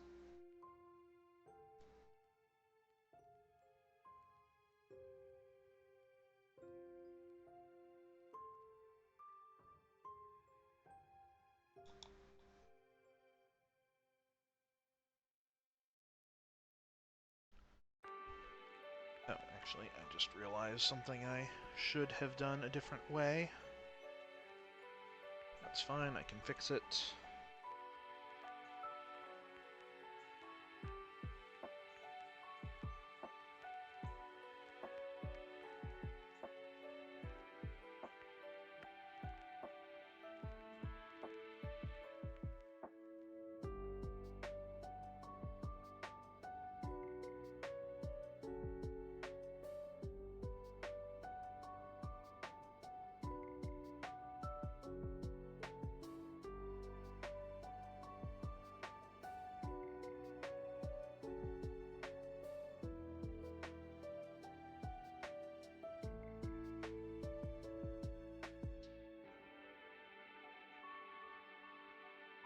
Trying to batch paint 12 at a time.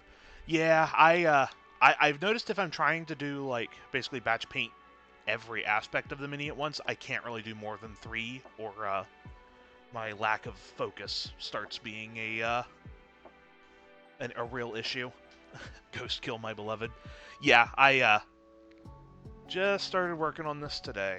I do really like the design of the Ghostkeel.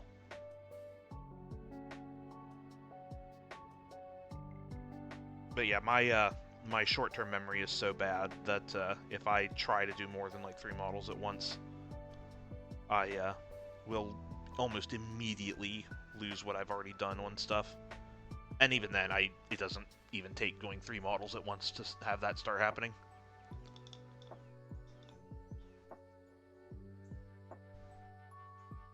Yeah, the Ghostkeel is definitely one of my favorite Battlesuit designs. I don't know if it's my absolute favorite, but it's definitely up there. Like, visually, I like its design a lot better than, like, the Crisis suits and the Commanders and whatnot.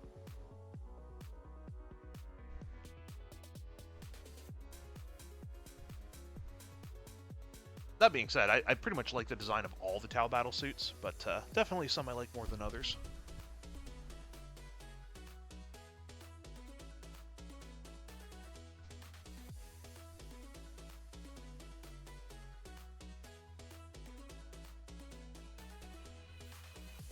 Also, the Ghostkeel does seem fairly fun to play. I was musing about this earlier on stream, though I don't know if anyone was watching at the time. Is the Ghostkeel the biggest lone op model in the game? I would be ready to. I'd be willing to believe that there is something else, but I can't think of anything that would be bigger.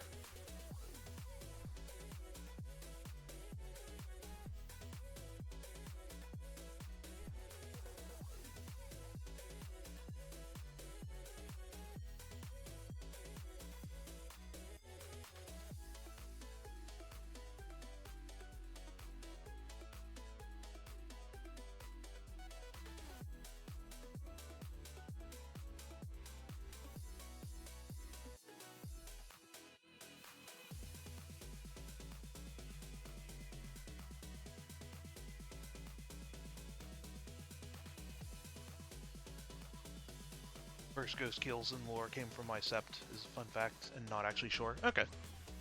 Also neat. Yeah, I really need to get around to diving into some Tau lore. I just have not really had time for much lately. I have put Elemental Council on my list of books to read eventually.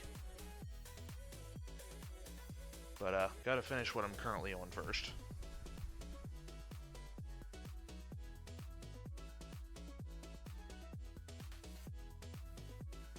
Actually, heck, one of these days I just need to sit down and read through the lore stuff in the Codex. Like,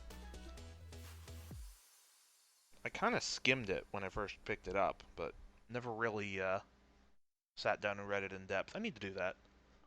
I believe it was old flavor text around the Ghostkeel's release, called The Ghost of Ndras, if I said that right. Neat.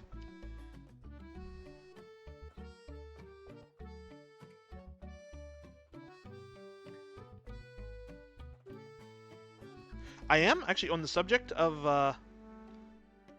Tau Battlesuits and like new releases and whatnot. I'm really wondering if we might, probably not until like after 11th edition is out, but I'm really wondering if we might see a generic Battlesuit using whatever, I forget what they're called, but the model of Battlesuits the Twin Lance are piloting. Just because when I was putting them together, there were a few things that stuck out to me as like little notches or places for parts to like slot into that weren't being used, and I just was wondering if they were sort of an early, or just sort of a first pass at a more generic version we'll see later. Again, this is just pure speculation, but it would be neat. Warmaker suits, yeah. Yeah, these ones. Which, these, I love their design so much, so I would be 100% on board with having a more generic unit of those.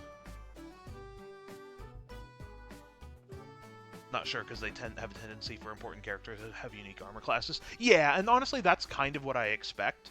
The speculation here is just from, like I said, when I was assembling them, I noticed that there were just, like, little slots in the, like, the arms and stuff to, like, hold different, like, where theoretically other parts could be attached to that are not used. So, again, that it is purely speculative, just based on the way some of the parts are designed. Experimental suits. Yeah, I'm not really expecting we'd get them, but I don't know. Fun thing to hope for, at the very least. But would like to see at the very least Battlesuit based off their armor, since that's the main thing as well. Yeah. Shadow Sun's Battlesuit and the Ghostkeels are what caused the new stealth suits to appear. Yeah, the new stealth suits look so good. The old ones are fine, and I'm sure some people do prefer the old ones, but for me, the new stealth suit designs are just so good looking.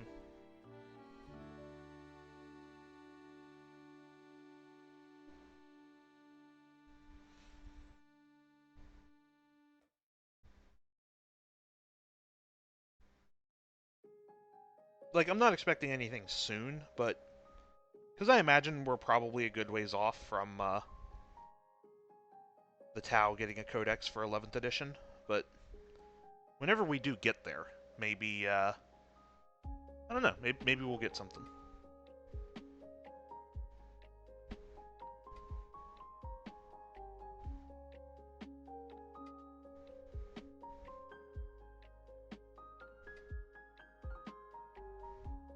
At the very least, maybe we'll get some more character options since they're kind of more universe. Like, because I was talking about this a little bit earlier, like, because with the change for 11th edition of the whole idea of having being able to attach 2 different characters to a unit be a more universal thing, the Tau kind of needs some more characters to be able to do that with.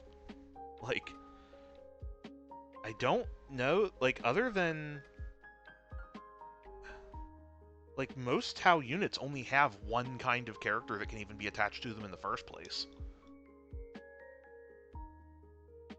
Like, the OG stealth suits, new ones look good too. I mean, yeah, fair enough. Like, the old ones do not look bad at all, and absolutely fully get if people prefer the old design. I just have a very strong affinity to the new ones.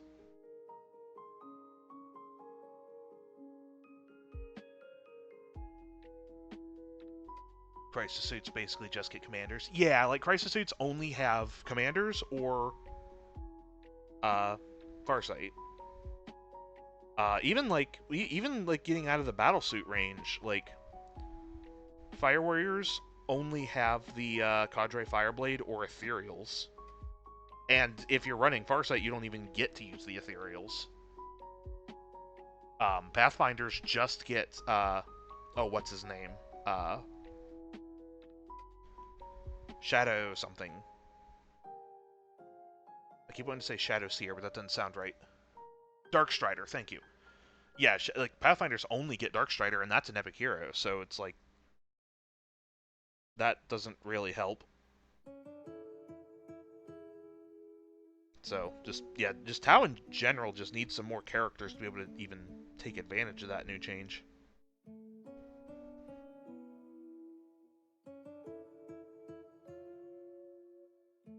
And a lot of units don't even have... I guess the Kroot. The Kroot could probably get a lot of use out of the attached unit change. But, I don't know. As someone who's not huge into the Kroot, that's not enticing to me, but...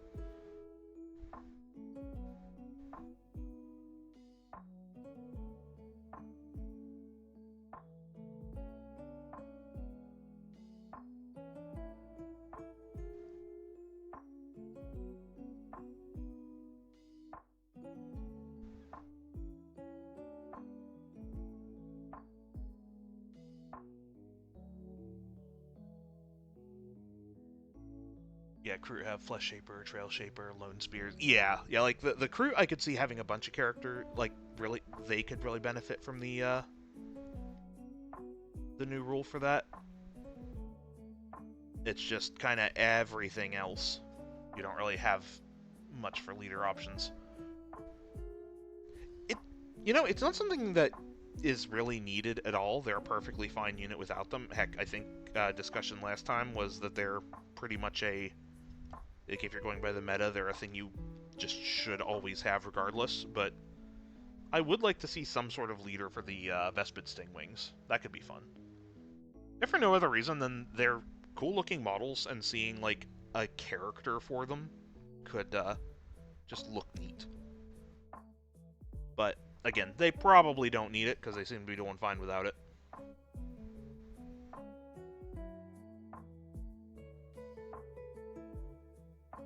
Just, I don't know. I just always like seeing cool new models come out, even if they're not particularly needed or good or whatever.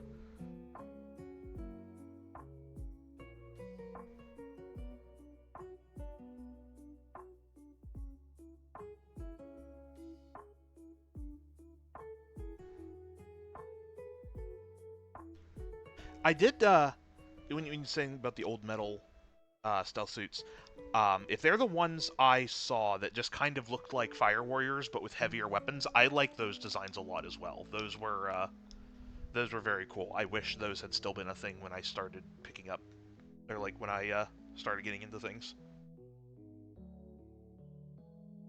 It would be cool, but they're already super good. Yeah, like that's what I was saying. Like they do not need to have any sort of leader option, and if anything, they are good enough as they are that they would never make a leader option for them, just to not tip that balance too far. But just be cool to see a character, or heck, maybe not even a maybe not a leader for them. Then maybe just a character that's sort of like the Kroot Lone Spear, like a lone op bug that just goes around and does its own thing. That could be fun too. Or heck, maybe you know, any of the other species that are affiliated with the Tau could maybe get some miniatures that aren't for Chaos Marines. That could be nice, right?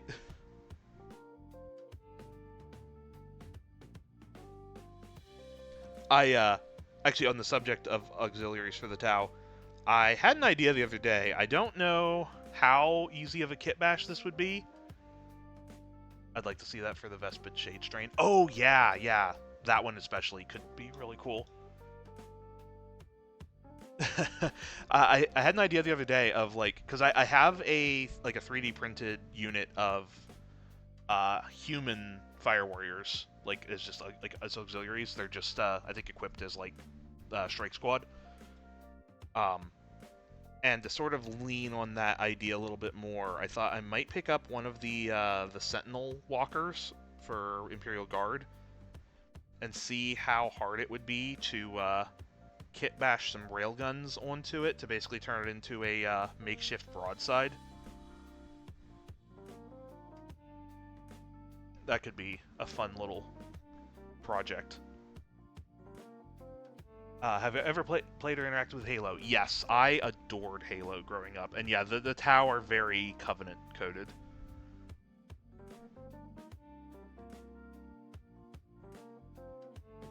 In fact, I almost the the regular like the Crisis battle suits are a little too blocky to make it work. Like if all of the Tau battle suits had the same like smooth rounded lines as like the Ghostkeel and some of the newer suits do, I probably would have leaned into like sort of that shade like purple for like the Covenant vehicles for my battle suits. Some STL models I've been meaning to grab for ages, which are Tauified elites. That sounds great. I might have to do some searching to see if I can find that. That would be a lot of fun to throw in here just as a fun goof.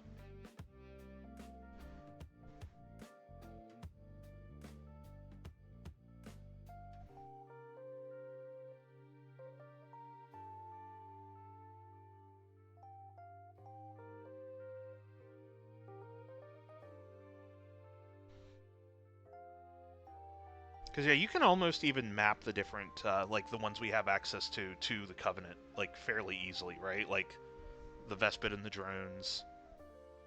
I guess Kroot would be very like similar to Jackals. And then now we're out of things for the Tau. That's all we have. But no, joking aside,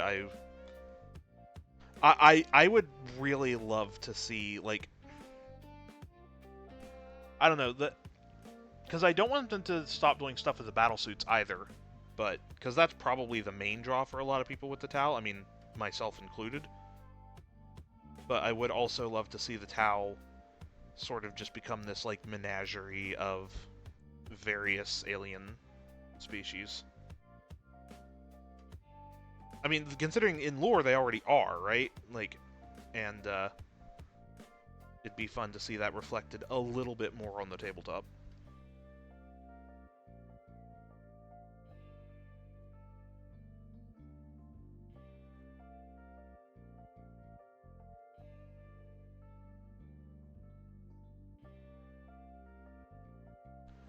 were super cool. Not sure what they'd fit, but but they were amazing. I'd guess Kroot carnivores, maybe. Yeah, I'd have to just kind of. For me, I guess it'd be like depends on like what their equipment is, right, and how much sense it makes as them. As I've mentioned before, I'm not like super big into the actual Kroot themselves, but if I ever did want to like just have a unit of Kroot for like gameplay purposes, I think I might have even mentioned this on the last stream, but I'm thinking of maybe using the Ash Waste Nomads from Necromunda as like I guess human auxiliary as Kroot.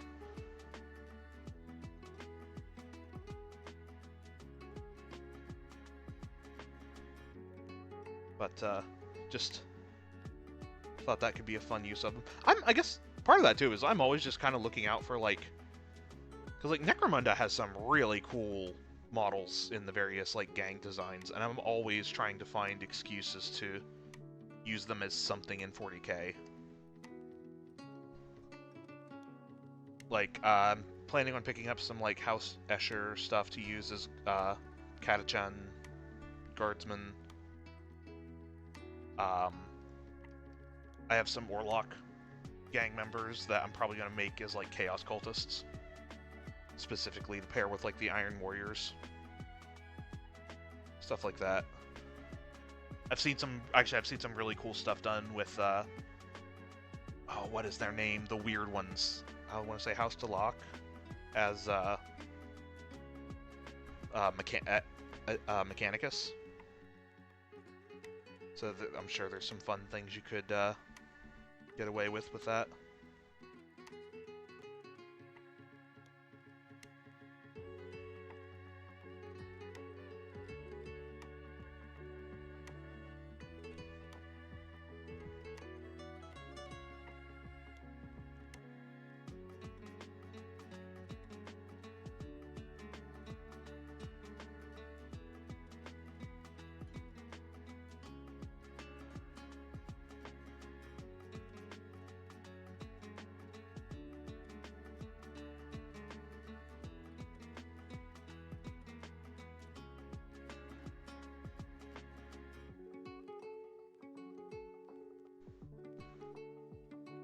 Client species. Okay. Yeah, I definitely got to get around to reading in about the town more, especially at least just to know what all they're not giving us miniatures for.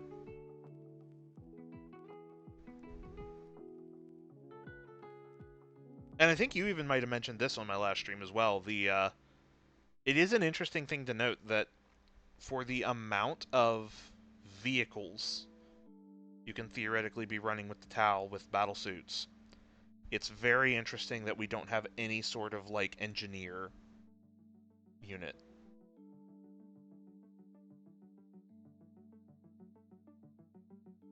Like anyone that can do the usual like tech priest thing of like repair some wounds and give a small buff or something like that.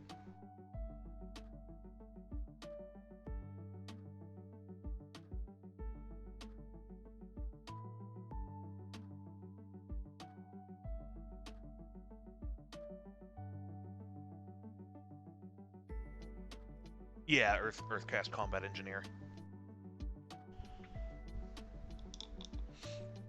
Like that's a even if you basically just made them a knockoff Engine Seer, that would be fine.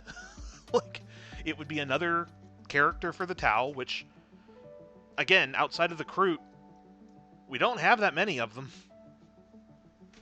And yeah, would have a lot to interact with. But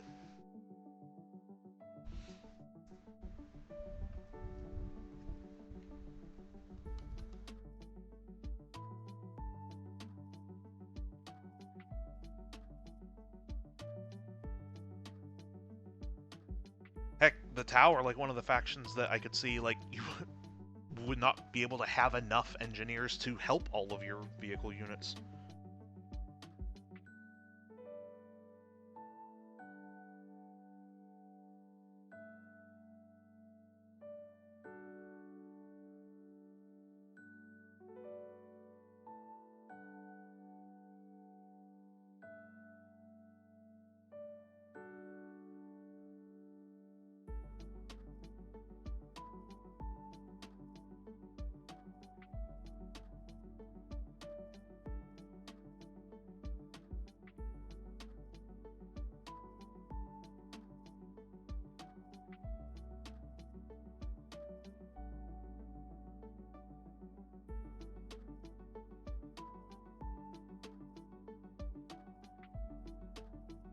all the, like, I guess, I don't know if I'd really call it complaining, but I guess all of the, like, you know, things of stuff I'd like to see for the Tau.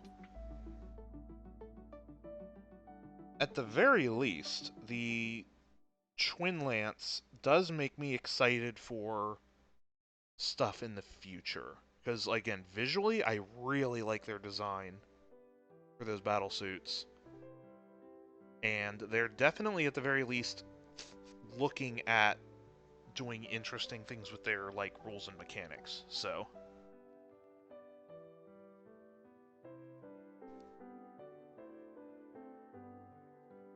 at the very least, I'm definitely very optimistic there.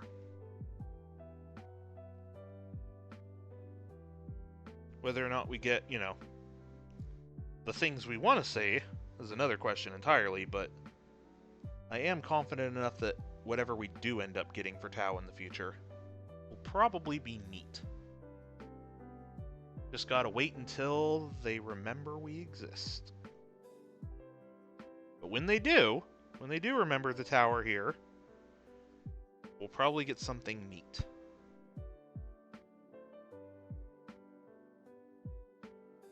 Warmaker suits are probably best they've done, bare minimum. Best in the way of HQ. Yeah, the design of those suits are very, very good. I like them quite a lot.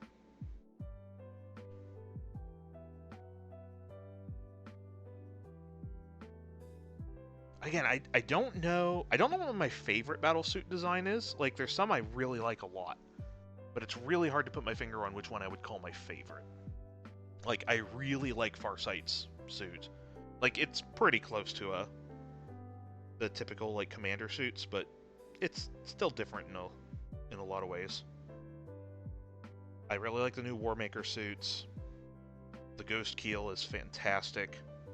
Same with the brand new stealth suits. Yeah, I don't know. I actually don't know which type of battlesuit I would call my favorite. There's a lot of good ones, though.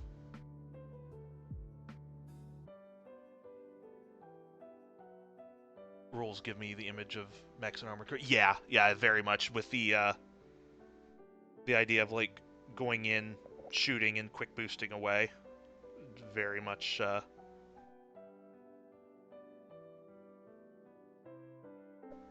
very much evokes that. Visually, probably Warmaker in terms of lore and appearance. Oh, visually in terms of Warmaker, in terms of lore and appearance, it's the Ghostkeel by a lot. Fair enough. Heavily biased because of the lore explanation of what Ghostkeels do. That I need to look into. That kind of stuff I definitely need to start reading up on.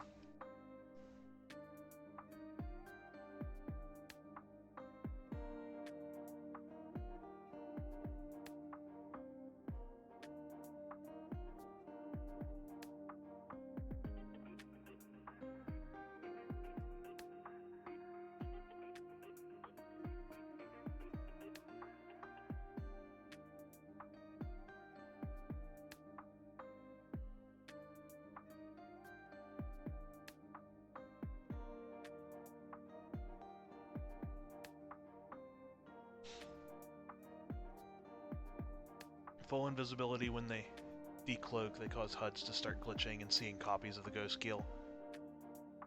Make their ammo counters begin counting down. Neat. Okay. I figured the seeing copies of or something was... that was actually something I was kind of assuming, just based on the way its rules work for the, like, blanking, like being able to blank 2 hits over the course of the game. That was kind of the assumption I was working under, but yeah, good to know that that was correct.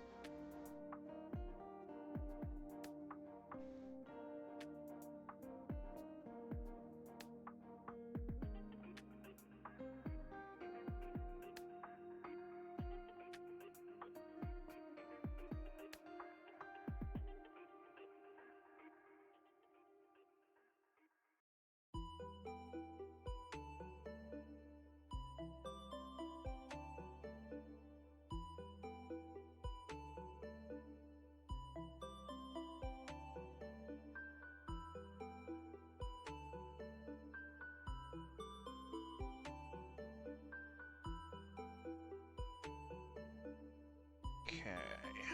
What still needs done on this?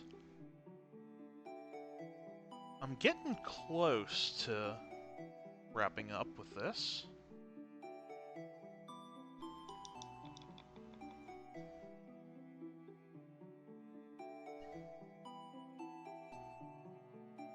Ghostkills are, in terms of lore, meant to be pretty rare and considered super dangerous by most factions. I mean, yeah, that tracks.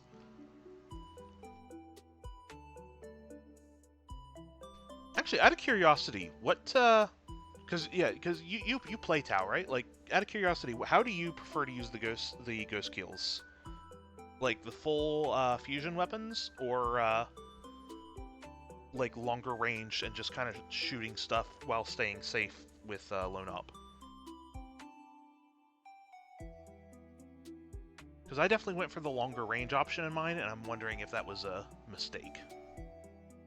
Imagine an 18-foot tall robot with a gun that can melt concrete with ease just appearing behind you. Yeah, that...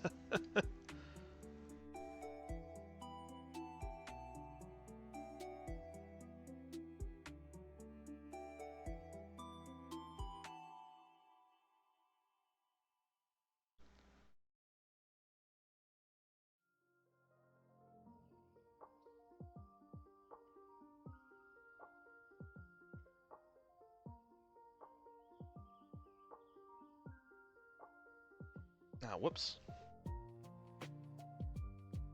Got a little bit of gray down there.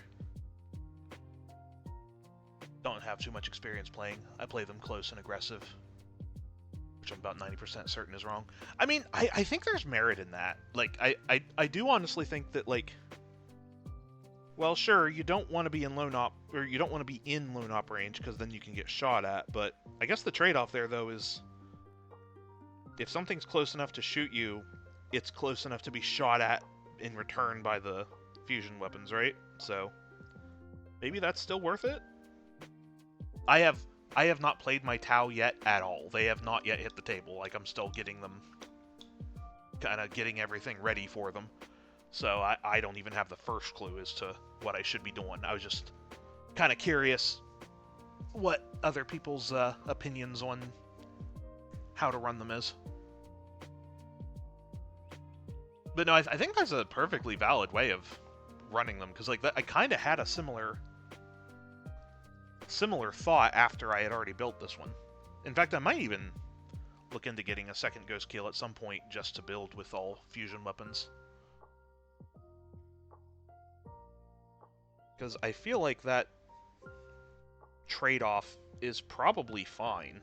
Like, to me anyway, that makes the idea of getting closer to it so that you can shoot it a lot less appealing if it can effectively one-shot whatever did get close enough. Like, you basically have to get close enough to kill it, and do so before it gets a chance to shoot back.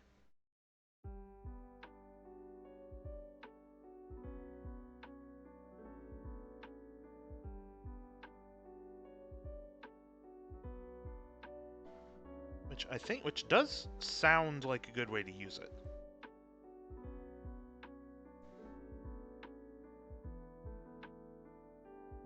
But I wish that had occurred to me when I was building it. I think my thought process was just like, give it all guns that have a longer range than 12 inches so that it can just kind of stay safe in lone op range, or outside of lone op range, and just kind of be a nuisance. Which, I don't know, maybe that still is also a good plan. Hard to say.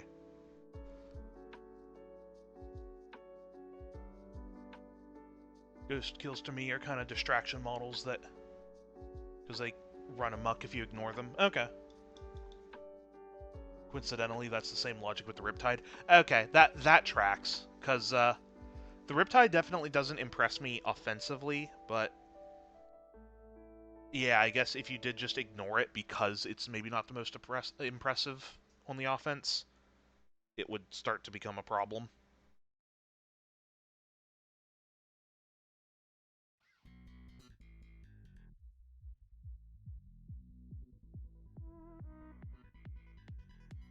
Yeah, no, like the list of stuff I am going to be taking to next tournament.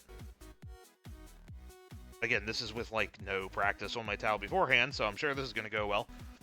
But the Riptide's like the one battlesuit I just cannot justify making room for. Like,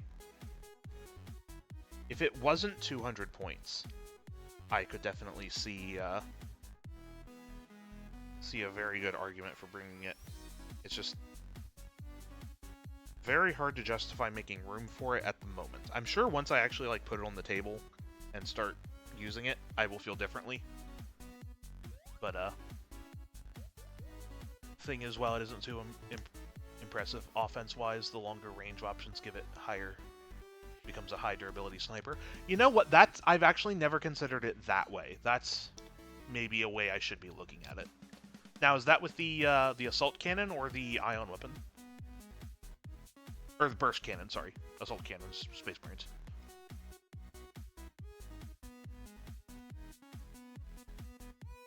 I think it largely took the place of railheads. Really? Okay, I maybe should look at that again then. Maybe reconsider my Riptide.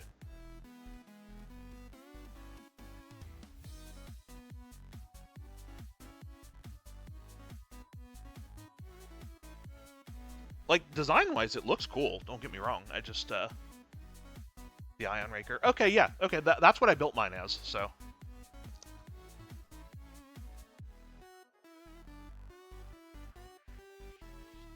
Alright, yeah, maybe I will give that another look, and maybe do a little bit more comparing. Especially I'll compare it to the broadside and see if I compare them, like if I do compare them side by side, see if I still feel the same way about it. Yeah, because I guess they both get missile drones, don't they? So, like, they're pretty even there. Yeah, and I guess they both kind of are just, like, one big gun and, like, whatever secondary you mount to them. So, yeah, okay, I can kind of see how they can, Oh, Ion Accelerator, yeah. Okay. I mean, Ion Raker is probably a weapon on one of the other battlesuits, so you know, I can... Oh, those terms are going to get jumbled for me a lot.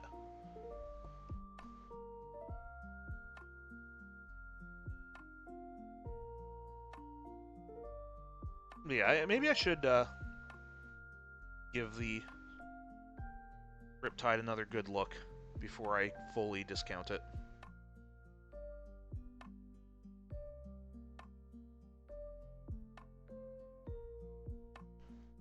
Or again, maybe not even discounting it. I just wasn't really seeing the appeal of it, but with that, the context you put it in is kind of helping, though.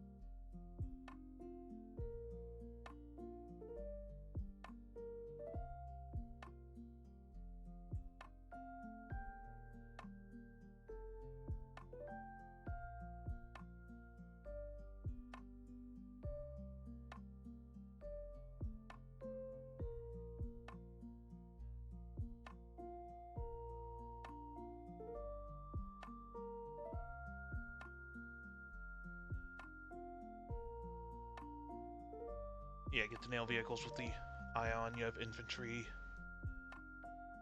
Lasering with the twin plasma could also be smart missile or fusion blaster. Yeah, I've been tending to lean towards smart missiles whenever anything can use them. Just because I am starting to really see the appeal of indirect fire.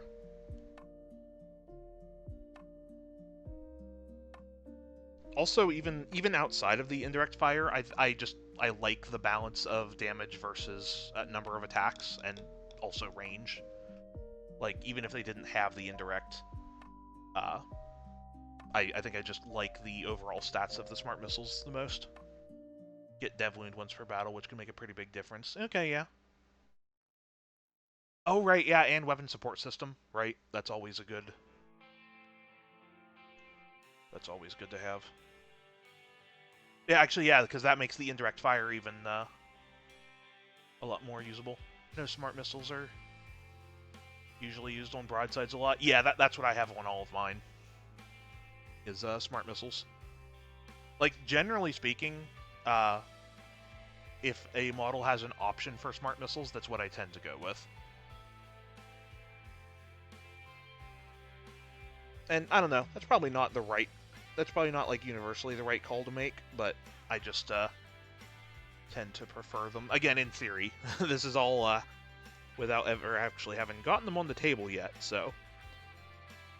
Maybe in practice I'll change my mind on that one, but... I don't know, I just like the idea of having them.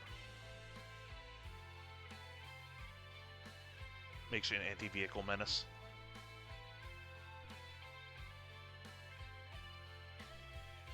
Well, like, smart missiles are only, what, strength 5, right? It's more just, they're kind of a nice, like, all-rounder weapon.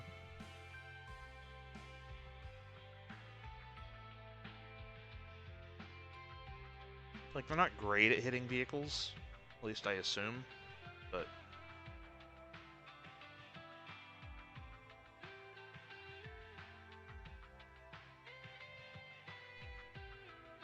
Though I guess, the actual, like, detachment ability for, Retaliation Cadre probably does a lot of heavy lifting there as well.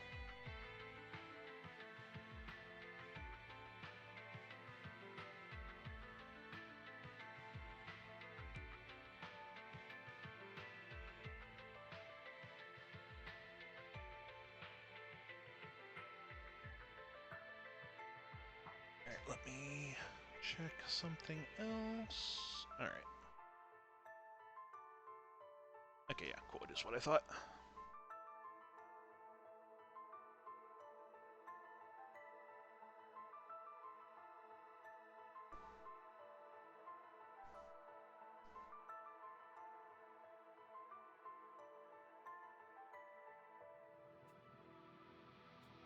Also debating on whether or not I should pick up some piranhas.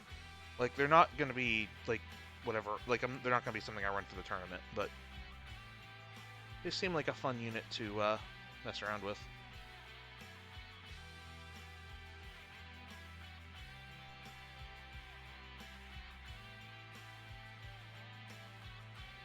Especially if I end up, playing around with the, experimental weapon detachment instead of the Battlesuit specific one.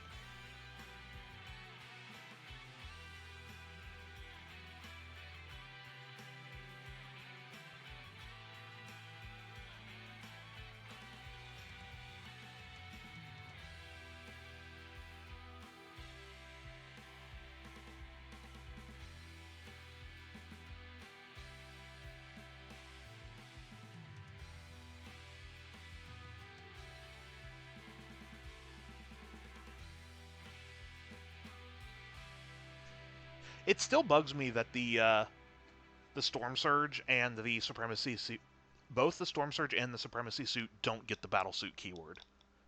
And I don't know why.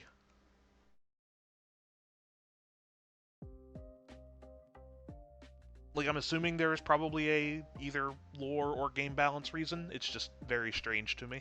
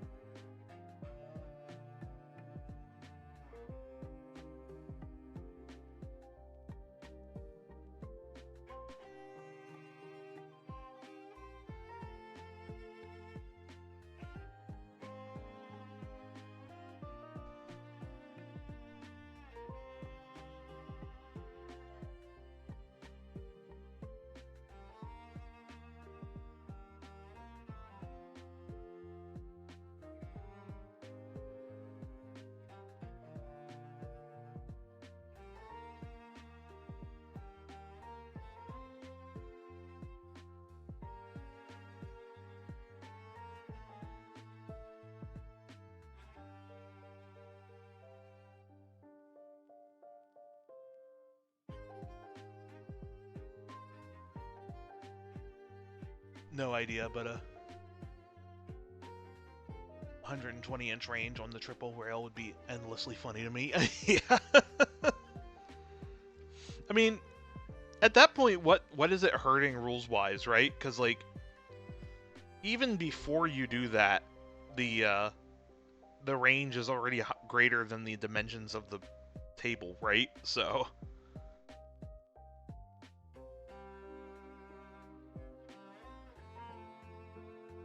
Heck, I remember one of the first knights I built, one of the weapon options I chose was just because the number, like, the fact that its range was farther than the table was funny to me.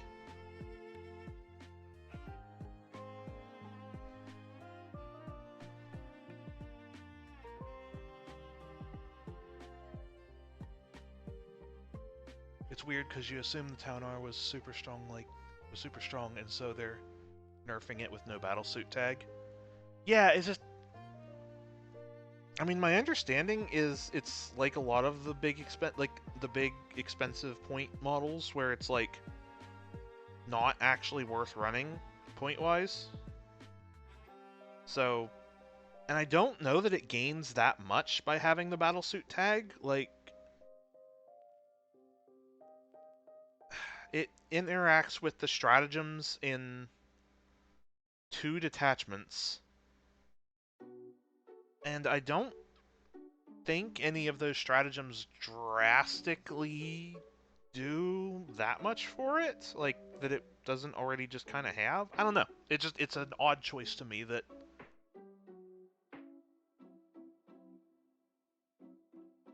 The Supremacy suit is just kind of meh in terms of actual power, just a funny gimmick pick. Yeah, like, it's... Yeah, to me, it's very strange that it doesn't get to have the keyword. And same with the Storm Surge. I don't get why the Storm Surge doesn't have it either.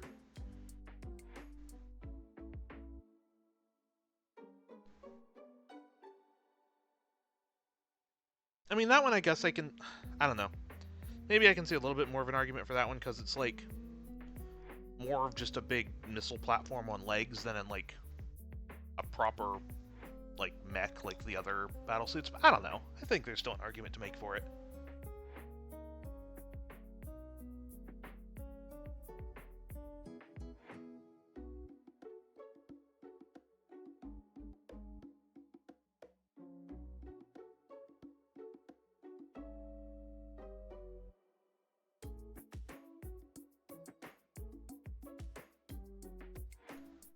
Pure Tide program on YouTube is good for learning Tau playways. Okay. I might check that out. I'm actually really excited to get into the meat of their, like, army mechanics, like the strategy behind on, like, what to target with what to use as targeting units, where I should be putting those marking things. I don't know. It feels like a fun army mechanic to start playing with. And I'm looking forward to finally getting these on the table, hopefully this weekend. They almost certainly won't be entirely painted by the weekend, but I should at least hopefully have enough. I'll have enough stuff just overall done, and I can just throw some magnets on the bases of the rest, just so I can throw them in my case, even if they're not painted. And I'll at least have enough to start getting a little bit of practice in with them before I take them to a tournament. One of the more well-known Tau players, aside from the guy who ran them as guard out of spite for the Tau subreddit. Okay, that sounds very funny.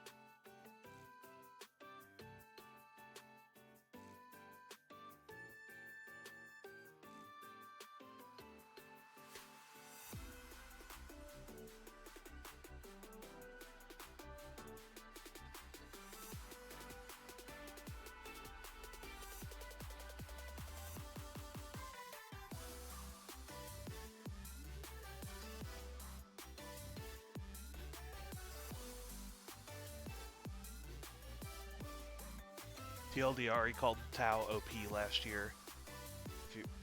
If you run them like guard, Tau subreddit said he was lying, so he took a guard style list of Tau to a tournament and came like second. That's great.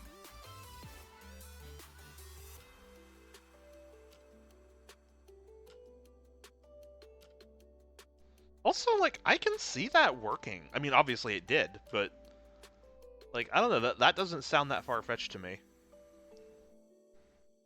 Granted, I assume that was in a previous edition, so maybe that looked a little bit more harder. Maybe that was much less easy to pull off then. I don't know, but I do like that idea, though. Playing the Tau like that.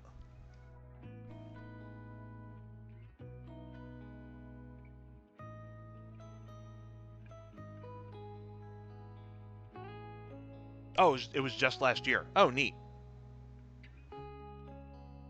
Yeah, no, I honestly, that it doesn't surprise me that much that it worked, but that's a that is a fun idea I like a lot. Also, I also, yeah, keep stuttering. I love that it was done out of spite. That's even better.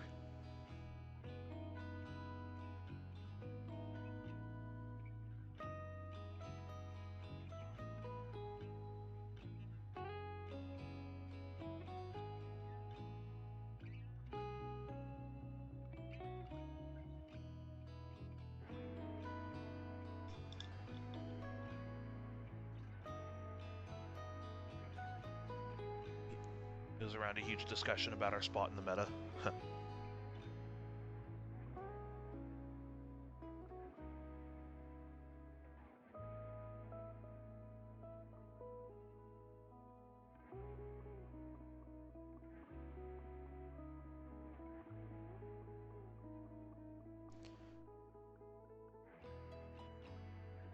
Yeah, that's the kind of stuff where like I always want to see like factions do more than just one thing, right? Like I like that's actually something I quite like about Tau, where it's like you can run them as all Battlesuits, like I'm doing. You can do all Kroot. Uh, like there's ways to do like good mixes of things. It's like it doesn't really seem like there's a correct way to play Tau. I'm sure people have very different opinions, and probably there are plenty of reasons why I'm not entirely correct, but I don't know. I always like there being a lot of options for how to play every army. And Tau definitely are one of the ones that have potential for like the most different varieties of ways to play.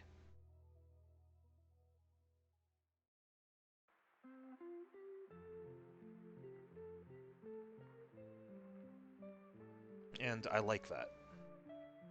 Granted, you know, not all those ways are going to be good, but I like that they're there. Guard Tau's still a really popular way of playing because it works best with Kalyan in terms of numbers. Still our best attachment. Mixed armed warfare faction. Yeah, I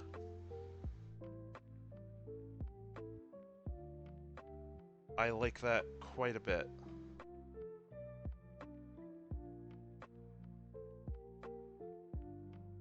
Like, the fact that there are so many different ways to build the Tau, like, also just helps them feel different from other 40k factions. I mean, you know, every faction has their different leanings. Like, Orcs also seem like they have a lot of different, sort of strengths to lead into that you could lean into for different goals. And I guess every faction kinda does, but not to the same extremes.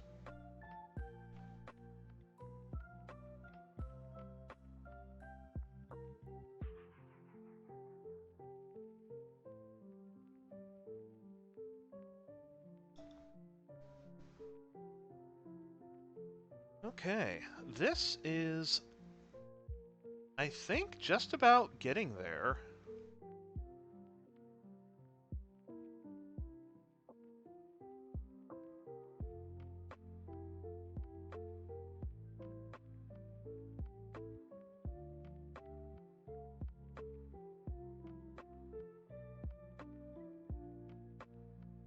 Oh, whoops, missed the, missed the giant emblem on the chest somehow.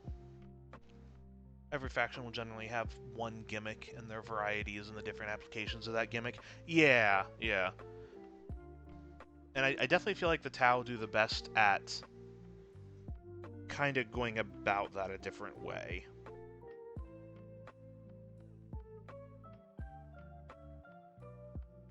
Heck, the fact that all crew armies are viable and they don't even interact with your army rule is such a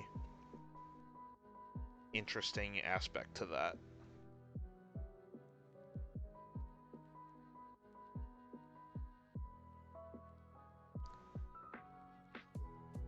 For us, that's guns. Lots and lots of guns. Yeah.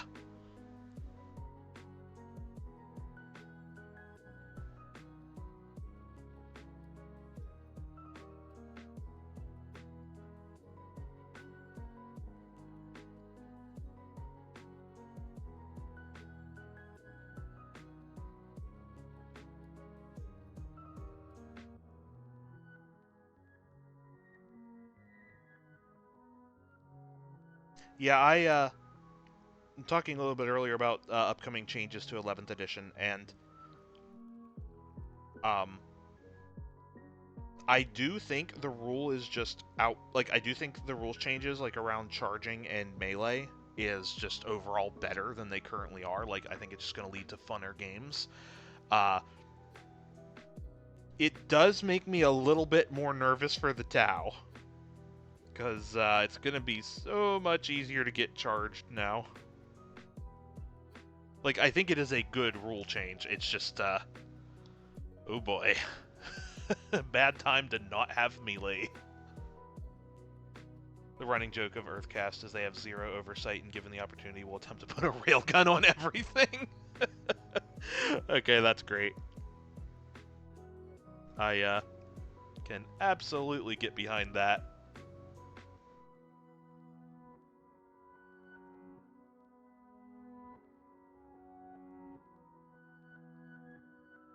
Oh right, isn't there even a version of the oh the drone port that instead of the drones it just has a railgun tower? My understanding is the model is extremely bad, but it's still kind of funny that you can have a like an 80-point transport that just has a railgun for no reason.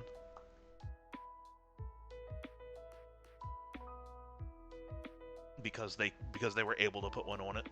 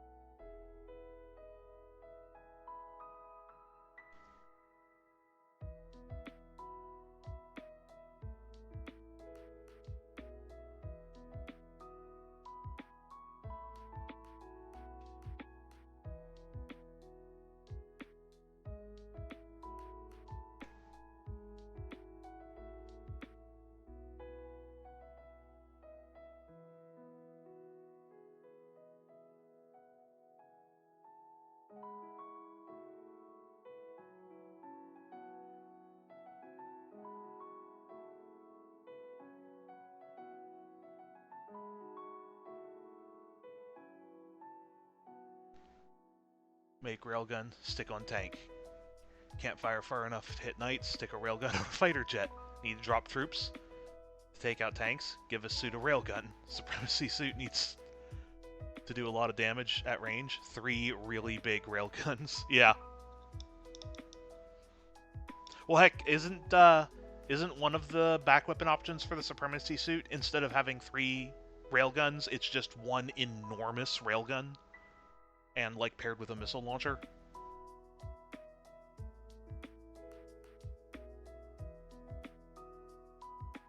If I'm remembering the weapon options for it correctly.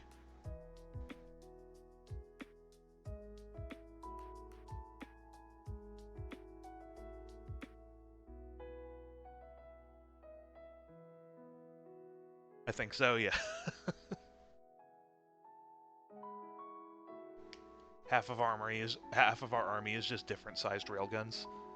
You know what? I can get behind that. I can't wait for us to get a railgun on piranhas.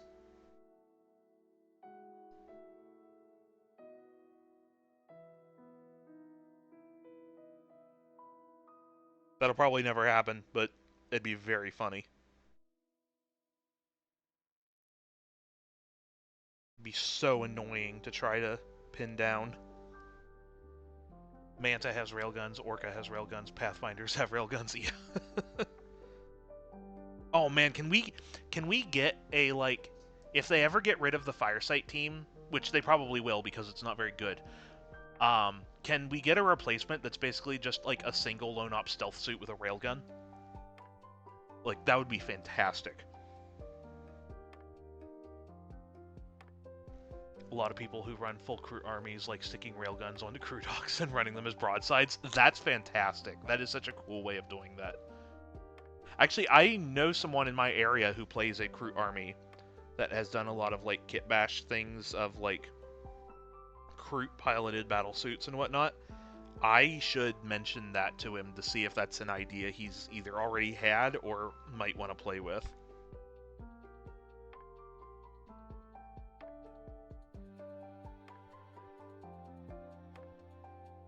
I love that. Because, yeah, I mentioned earlier in stream, I kind of want to see if I want to pick up a Sentinel Walker for the Imperial Guard and basically build it as a human auxiliary broadside with putting rail rifles on the side of it. Because in theory, I don't think that'll be too hard of a kit bash to do. We'll see if it actually works out that way, but I think I could make that work fairly easily.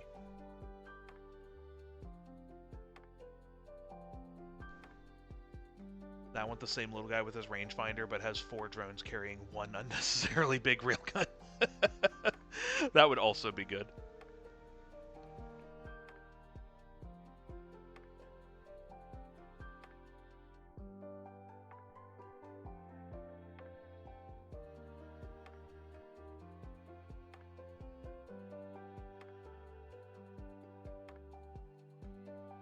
Yeah, I found like, even outside of jokingly, I have definitely found that I tend to prefer leaning into the putting railguns on basically everything that I have the option to.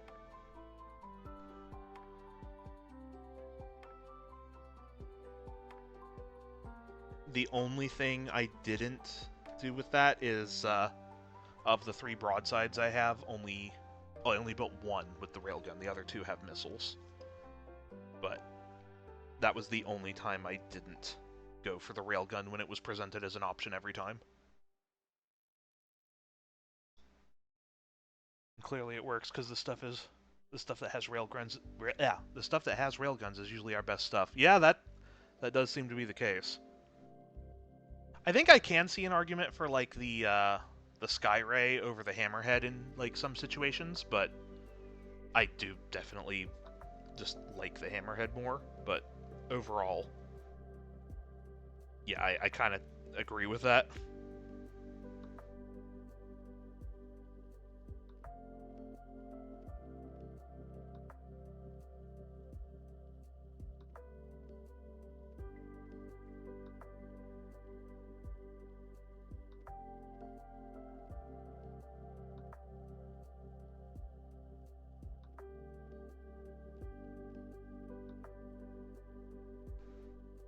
Missile sides haven't been favored for a while, with rail sides being a dedicated, very efficient anti-tank lane holder.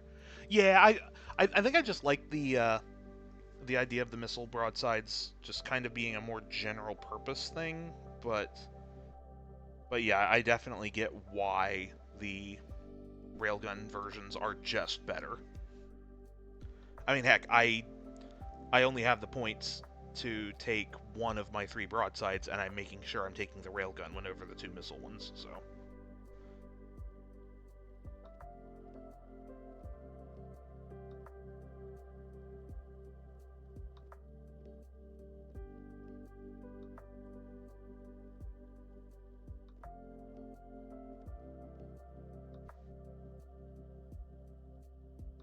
Since our rail cannons are almost always anti-vehicle one really big shot that does a lot of damage, so it probably won't wipe a squad, but I will make you regret fielding 3 impulsors.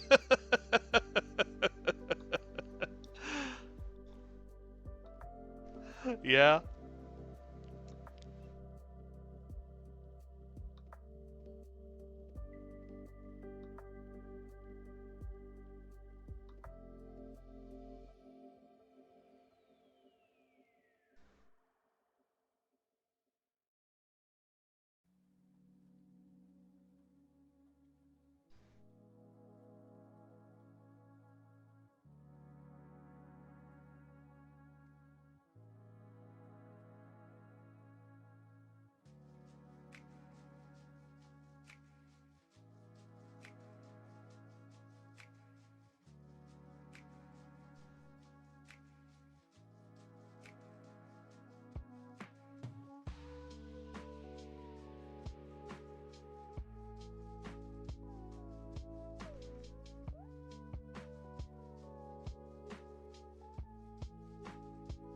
Strength 20, AP 5, 72 inches, crazy. What, which weapon's that again? Is that the, That's on the hammerhead, right?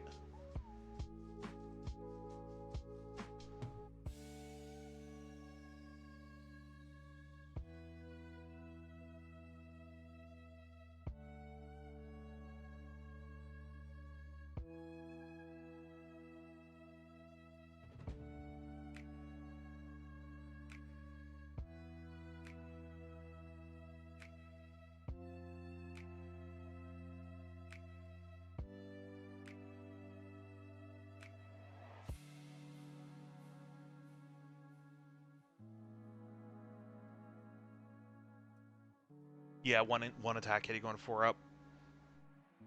I mean, like, I assume it has heavy, so as long as you've spotted it with something, that becomes a 3 up, and then heavy makes it 2 up, right? If I'm following the strategy for that correctly.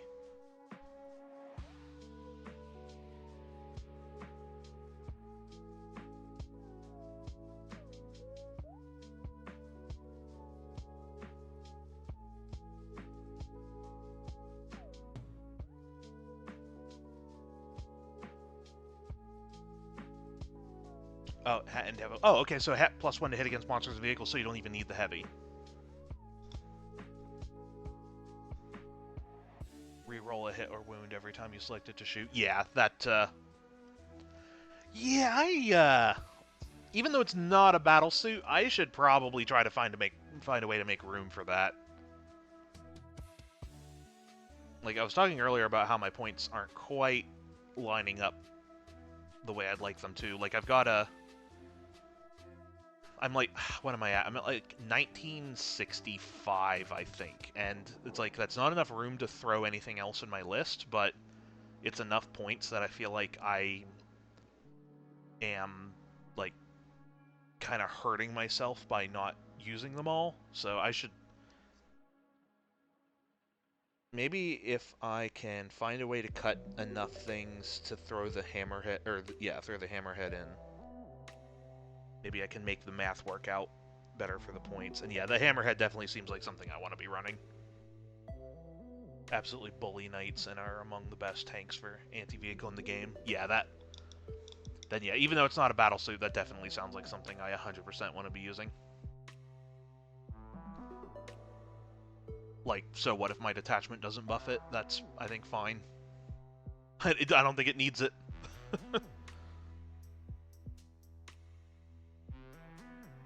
Alright, I am thinking the Ghostkeel is about done. Oh, actually, I see one spot I didn't get.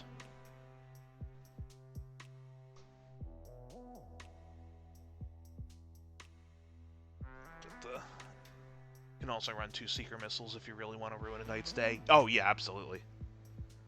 I mean, unless they do go back to War Gear costing points, there's, like, no reason not to run the Seeker Missiles, right? Because, like, they're not replacing anything. So you just always want to make sure you have those.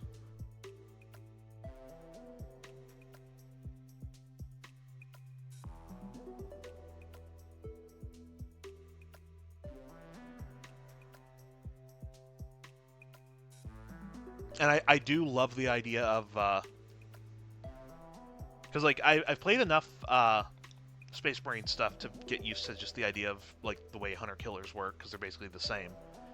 But the idea of that you have not only two shots rather than one, but the fact that you can just fire them both simultaneously is just such a good way of like, I really want this thing dead. Toughness 10, 3 up saves, 14 wounds means it isn't invincible, but still pretty tanky. Yeah, that the one thing the broadsides do have on that is a 2 up save to start, but still no invuln, so it's only really a benefit for so long.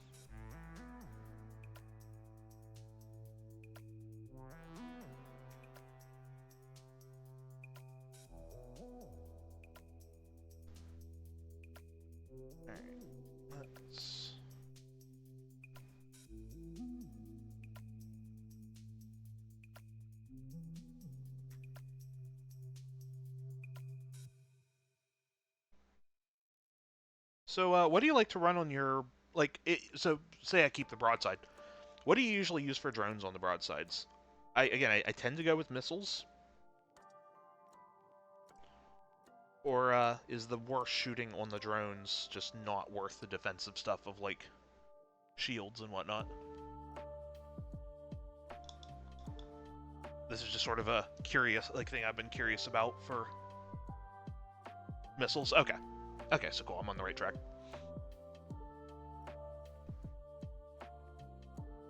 Like, I know they're not as good as smart missiles, but still, it's like anytime something has the option to take missile drones, I generally want to go with that. I just wasn't sure if that was the right call, or maximize damage shields across the board aren't very good. Okay. Like, I assume you run them with Crisis Suits just because your only other option is Marker Light, and outside of, like, the Flamer Crisis Suits, I don't know that I really want to have the Crisis Suits ever spotting stuff unless I need them to.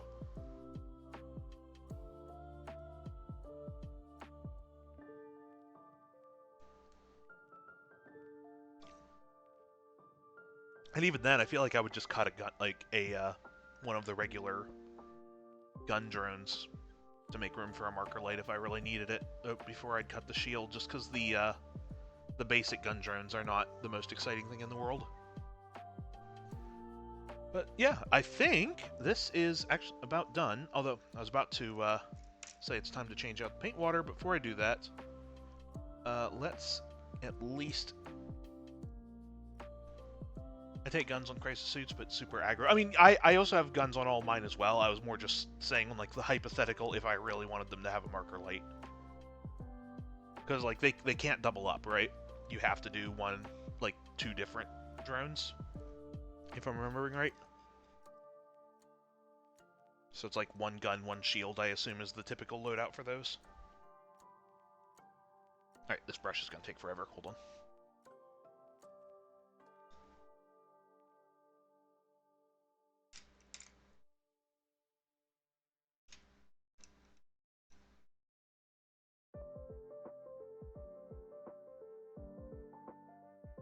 I thought I had another... I thought I had a brush I used for this.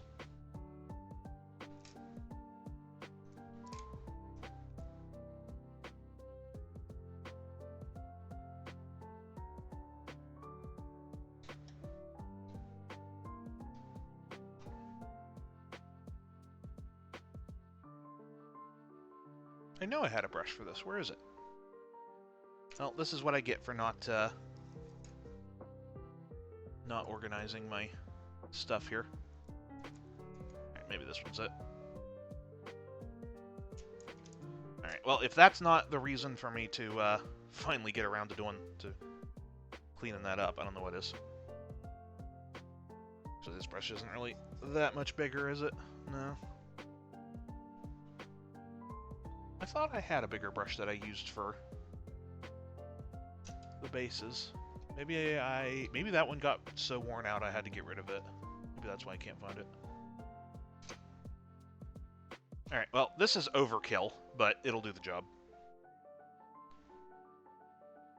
Dang, time flew by. Yeah, sure did. Got about 45 minutes left before I wrap up here. But, I did get the Ghostkeel done, so I wasn't sure if I would finish this in one stream or not. I was hoping I would, but... Alright, hold on.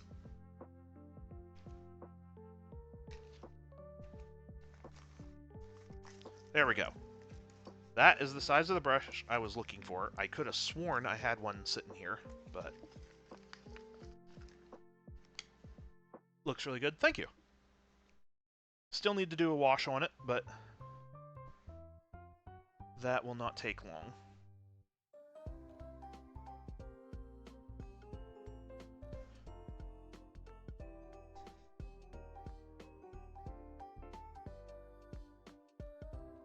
Much better.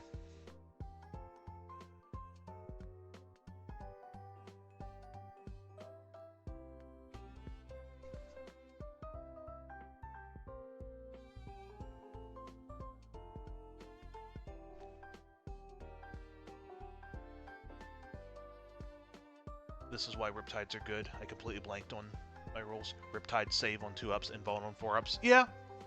Yeah, that is good. I don't know. I seem to have developed a superpower when playing 40k in that I can fail a statistically unlikely number of coin flips.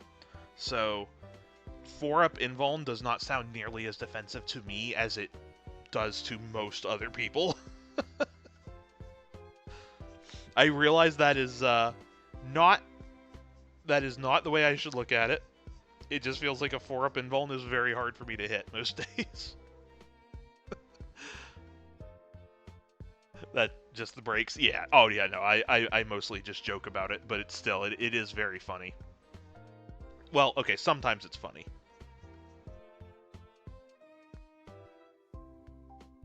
I love rolling 18 attacks, hitting on 3-ups, and and then I miss like 12 of them.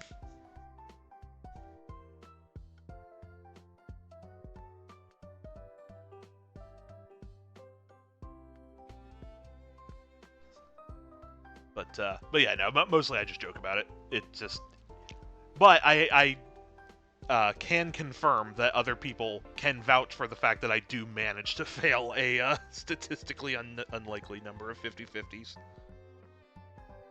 So I am not exaggerating, but I do like to make a joke about how how often it seems to happen.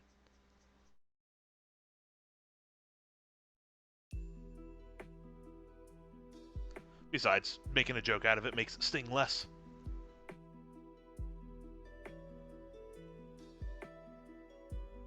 Never fully checked the Twin Lance's rules, wasn't aware they were also 2-up, 4-up. Oh yeah, Twin Lance are phenomenal. Like, having not even put them on the table yet, they just seem like such good unit. Like, they just seem like such a good unit. Like, I fully get why they had to get a point increase, like, immediately. But, yeah, they are so good. Not to mention that, like, because their melee is... Again, not, like, 1-to-1, but because their melee is basically them just firing their guns again, they're, like, one of the few good melee units we have.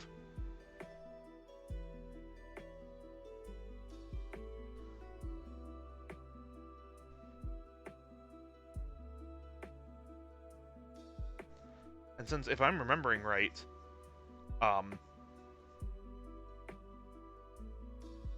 if you're using their ability for, like, if I'm remembering how it's worded correctly,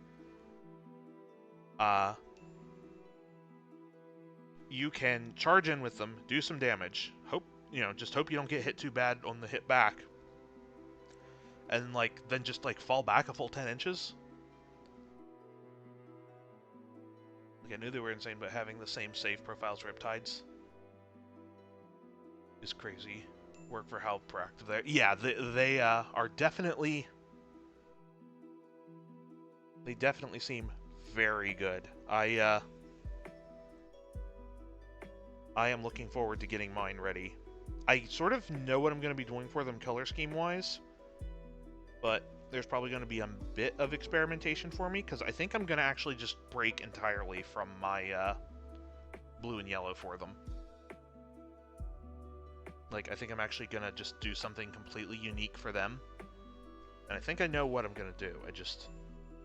It will take some messing around, which is why I didn't want to do that as a stream thing. Just because it'll take me a while.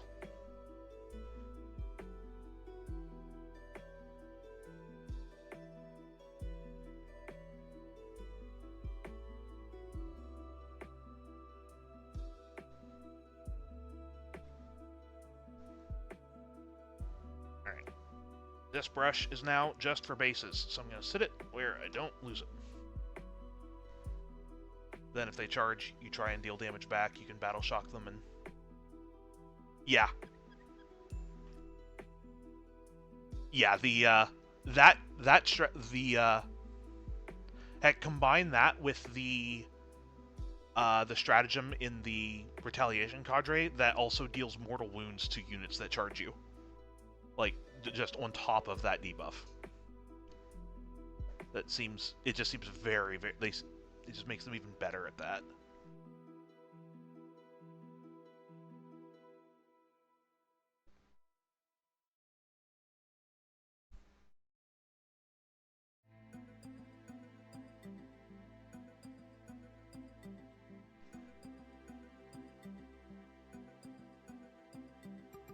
Yeah, like, I am very excited to play my Tau overall.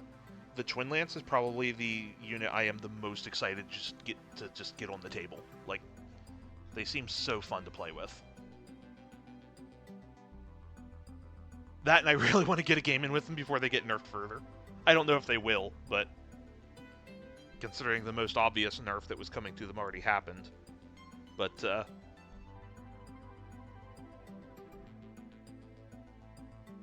I definitely would like to play them some more before anything further changes.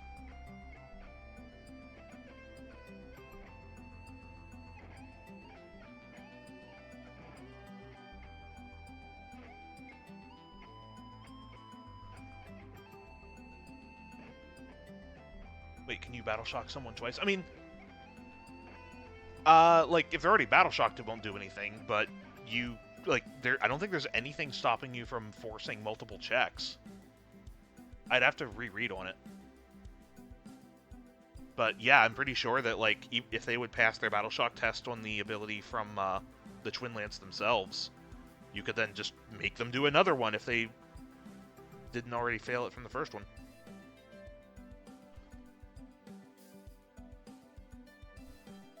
Yeah, unless there's some kind of rule where a unit can only... Unless there's, like, some sort of, like, global rule where, like, a unit can only be forced to take a battle shock test, like, once per turn or something. Which I don't think there is, but I could see that being a rule I just don't know about. So yeah, unless there's something like that, you could absolutely just pile up attempted battle shocks on them. Neocap shields for -1. And if you whiff the shock test, spend the point for grab inhibitor and run it back again. Yeah. Yeah, like, just... I do love how punishing it is for anything to charge that unit. And obviously, like, you know, the dice could... If the dice go in your opponent's favor, then... I could see, like, that could still entirely whiff, right? Like, even with the -1, they could still end up making their charge. Pass both battle shock tests, and, like, the mortal wounds just also kind of whiffing, right? So it's, you know, by no means is it like a foolproof plan, but boy, if that goes in your favor, that could be very powerful. And since you can do that since Grav Inhibit is declared charge and Neocap is started charge. Yeah. And even if they do, even if all of that does not go in your favor and they get into melee, yeah, you're right, you're still saving on 2 up or 4 up. Yeah. Yeah, like I said, I am, more than anything else, I am excited to get the Twin Lance on the table and start doing shenanigans with them.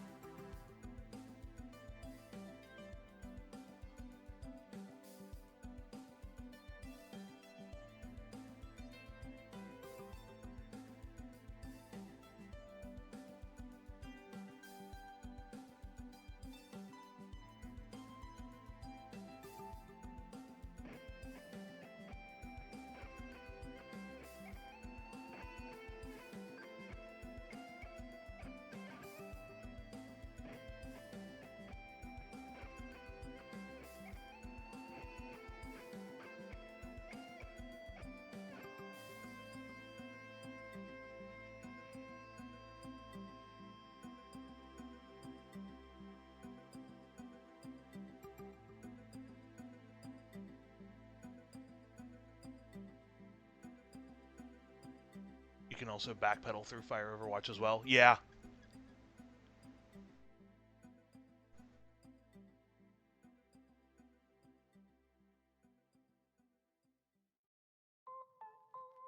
Oh, wait, hold on. You mean the... So wait, I assume you mean the stratagem that lets you move after shooting. Is that what you're talking about? Because I could have sworn that was only in your shooting phase. But if that's what you're talking about, I might have to reread that. That might be a strategy I did not think of.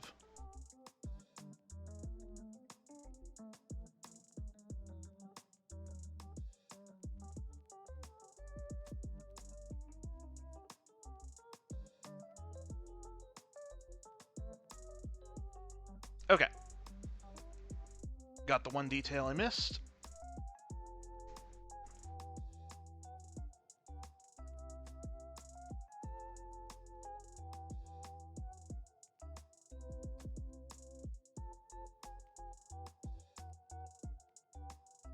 Could set up a unit nearby in relative safety. Oh, okay, I see what you mean. Yeah.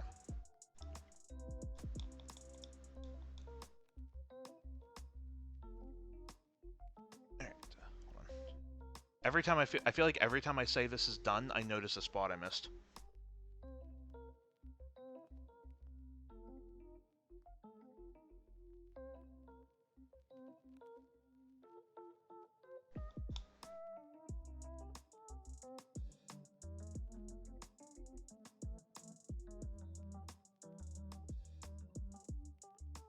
Backpedal with retro thrusters, then if they charge you, you could use Neocap shields.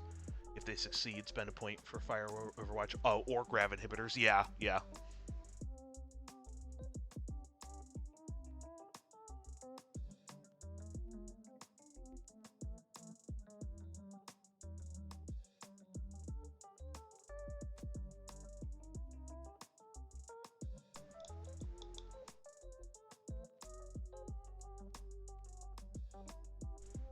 Yeah, I am a little sad I didn't get to get them on the table before retro thrusters got nerfed from their original version. It's still very good, though. And I am very happy that I did get to get Canis Rex on the table once before that got nerfed, but I can't believe it. I can't believe that didn't get nerfed sooner.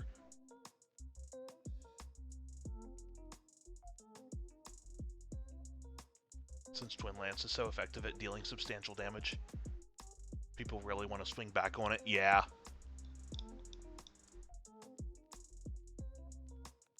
Oh, heck, what? Remind me, retro thrusters, it's just a full fallback move, right? So you get your full, like, I assume it's 10-inch move? So depending on, like, you could even be really cheeky with, using retro thrusters to, like, go back through, like, around or through some, like, terrain to make it so you can't even really effectively shoot at them wherever they retreat to.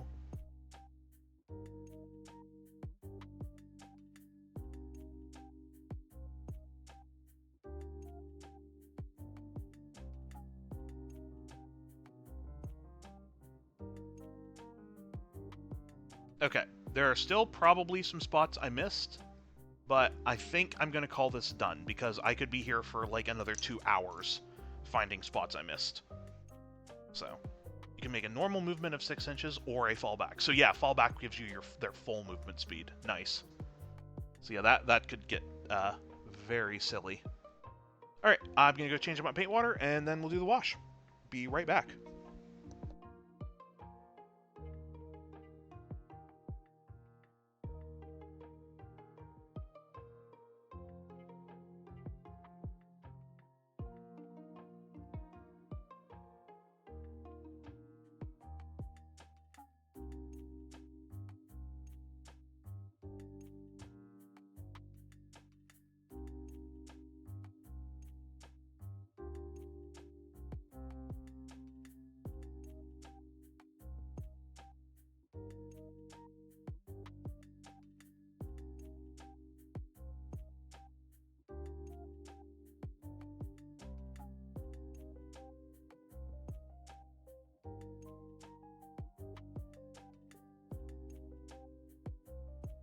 Alright, back.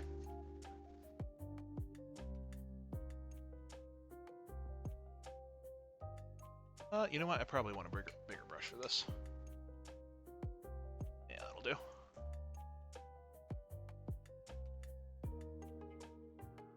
Alright, where's my Nuln Oil? There you are. They have longer range options, still chipping through their army while they try and hunt down the thing that keeps dipping in and dealing damage. Dipping out, yeah. Like, Twinlands seems like one of those units that is actually, like, they're one of the, like, annoying units that you kind of have to deal with because you can't afford to ignore them. But they also are just dangerous on top of that. Like, it's not even just that if you ignore them, they're dangerous. Even if you're not ignoring them, they're dangerous.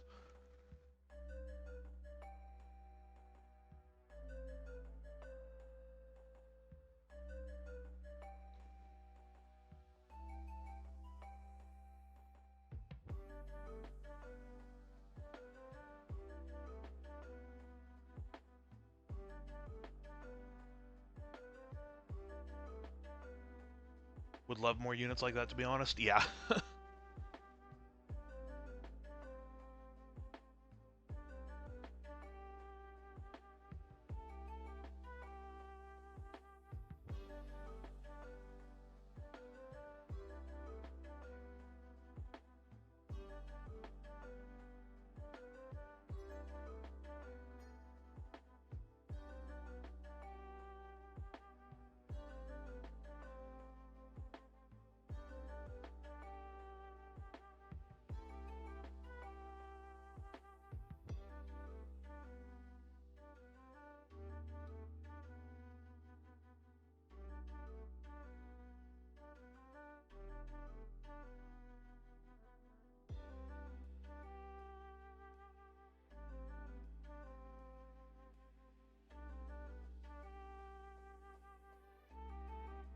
Like a suit whose whole thing is tricky movement to deal damage, get out. But if you mess up, their huge glass cannon will explode if a space. Yeah. Yeah, actually, I could see, like, something on par. Like, not the same thing as this. I guess, like, same idea as, like, the stealth suits, like like an infantry-sized battle suit. So, you know, not super durable, but maybe more focused on offense than the, like, stealthy stuff. I could see that. Again, heck, give them some railguns. Oops,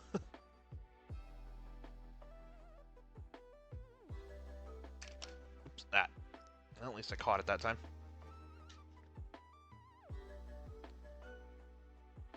Or maybe not even railguns. Like, give them, like, you know, because obviously then the range would just mean they don't have to be in and out like that. But maybe the, like, what are they called? The ion guns that Pathfinders can use instead of railguns if you want. Something like that. So it's like you still got to get in close with them to do stuff, and, you know, stealth suits are not exactly the most durable things in the world. But, if you play them right, it could be very mobile. Or very, again, just annoying. Infantry size can hit hard, but won't last long if they're not usable. Yeah. Yeah, exactly. And again, something like basically same idea as the stealth suit, but just heavier weapons.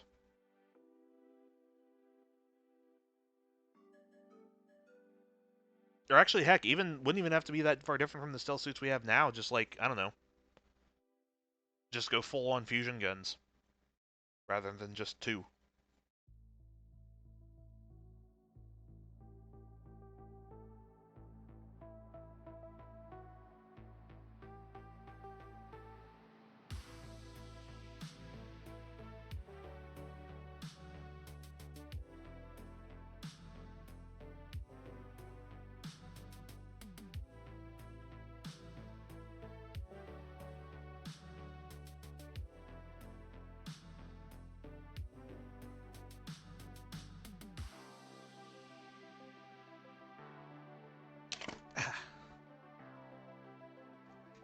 Hey, this handle. Alright, hold on. Hold on. Let's do it this way. Get a little bit more tension in the spring. Maybe that'll hold it better.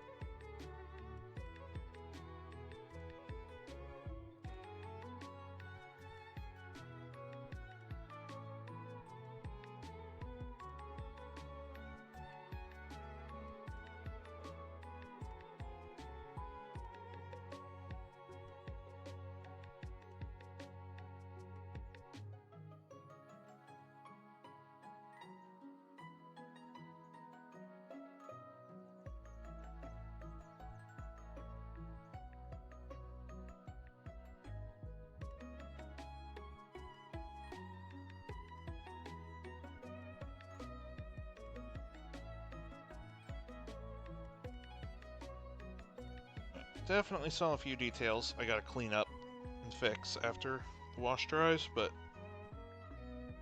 nothing major.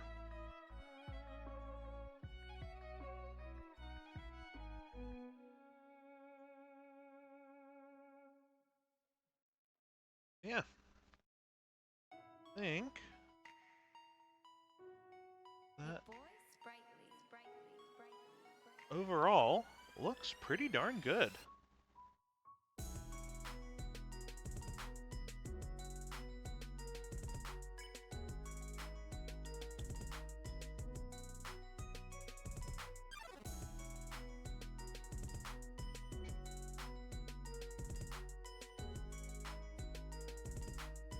Well done. Thank you.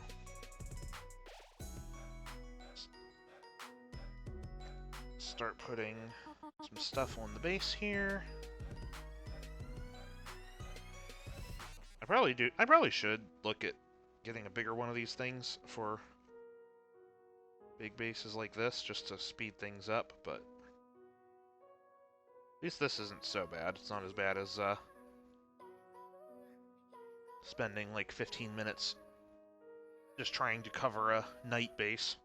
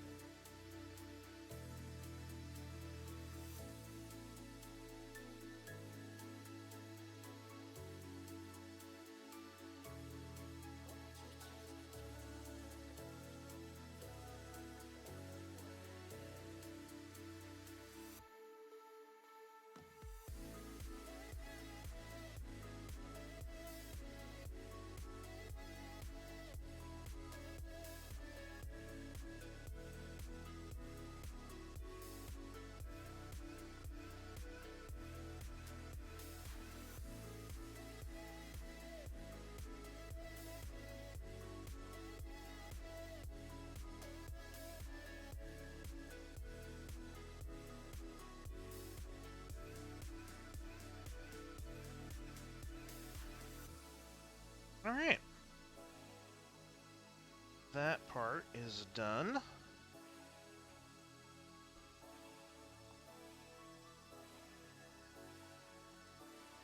Oh, whoops. Left the gnome oil open. Thankfully I caught that now and not an hour later.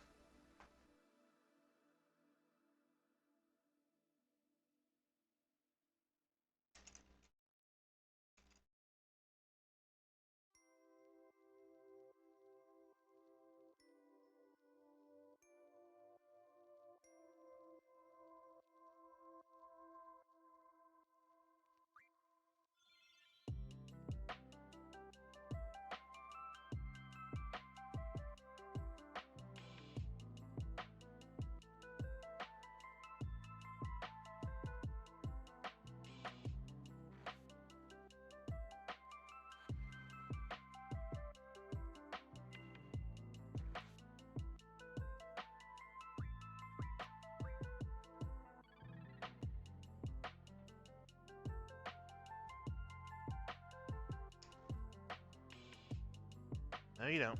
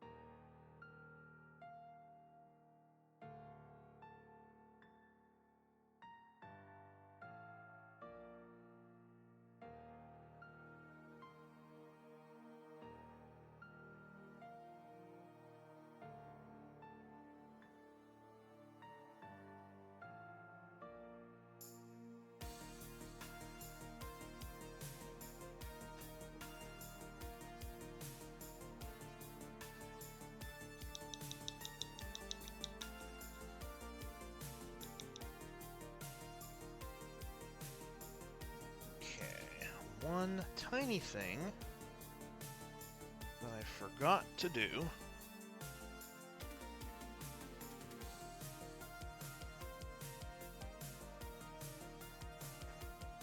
Just do a tiny little highlight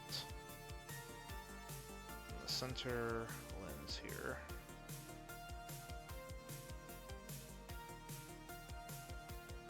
There we go.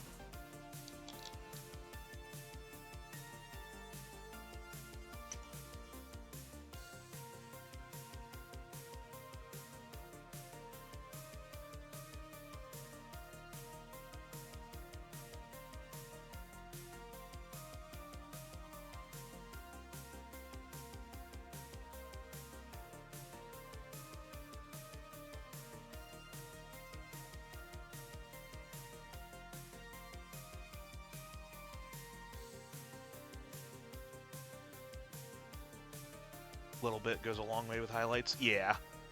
I actually don't even do, like, little, like, highlights on, like, anything that looks like it should be glowing very often. I've just found for the Tau specifically, putting, like, a little bright spot on the, in the center of the, like, center eye, I guess, I don't know what else to call it,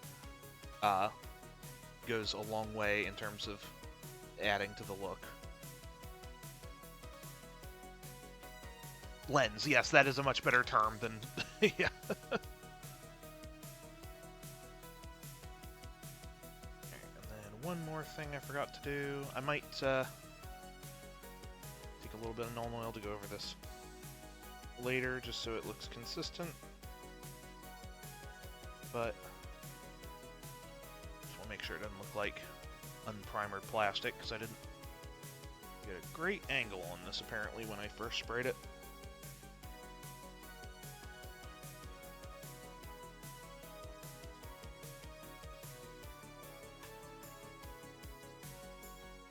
Actually, I find usually what I do for, like, lenses and things like that, for just about everything else I've painted, I will usually go over it with the, like, depending on what color, the 3 different technical paints that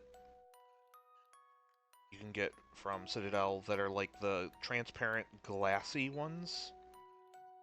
I usually use those for anything that looks like it should be a lens, but for whatever reason, the Tau, I found I only use that for very, very specific stuff. Yeah, the gemstone paints. Actually, speaking of, I do have one spot I want to do that on this. Just one, though. Just that. Or wait. Oh, no, that wasn't even this model. That was Farsight. Alright, well, I'll do that while I have the paint out.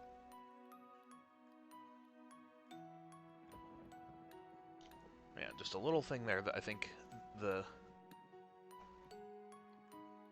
that'll look good, but I don't like doing it on the eyes or the eye lenses for the Tau. Use them on all bigger lens for any models and they turn out great. Yeah, that's usually what I do. I just for whatever reason I don't want to use it on the heads on the Tau. I don't know why I made that decision, that's just what I've been doing. Yeah, I think this turned out honestly pretty good. I am very satisfied with this. Like I said, I wasn't even sure if I was going to like the yellow on the head, but I think it works. Looks great. Thank you. Well, that actually worked out perfect. This is usually when I wrap up stream, so... I had exactly enough time to get the Ghostkeel done. Let's get that actually back in shot while I'm talking. Yeah, thank you everyone for hanging out. 4 hours for one model, pretty good. Yeah, honestly, I was assuming this was going to take me longer. I was going to assume that I would have like another hour's worth of work after stream tonight. And, but no, I'm glad I got that done. Nice job, thank you. So yeah, again, thanks everyone for hanging out. I always enjoy when painting streams have a lot of conversation going, other than just me sitting here in silence, listening to music while I paint. I can do that without streaming.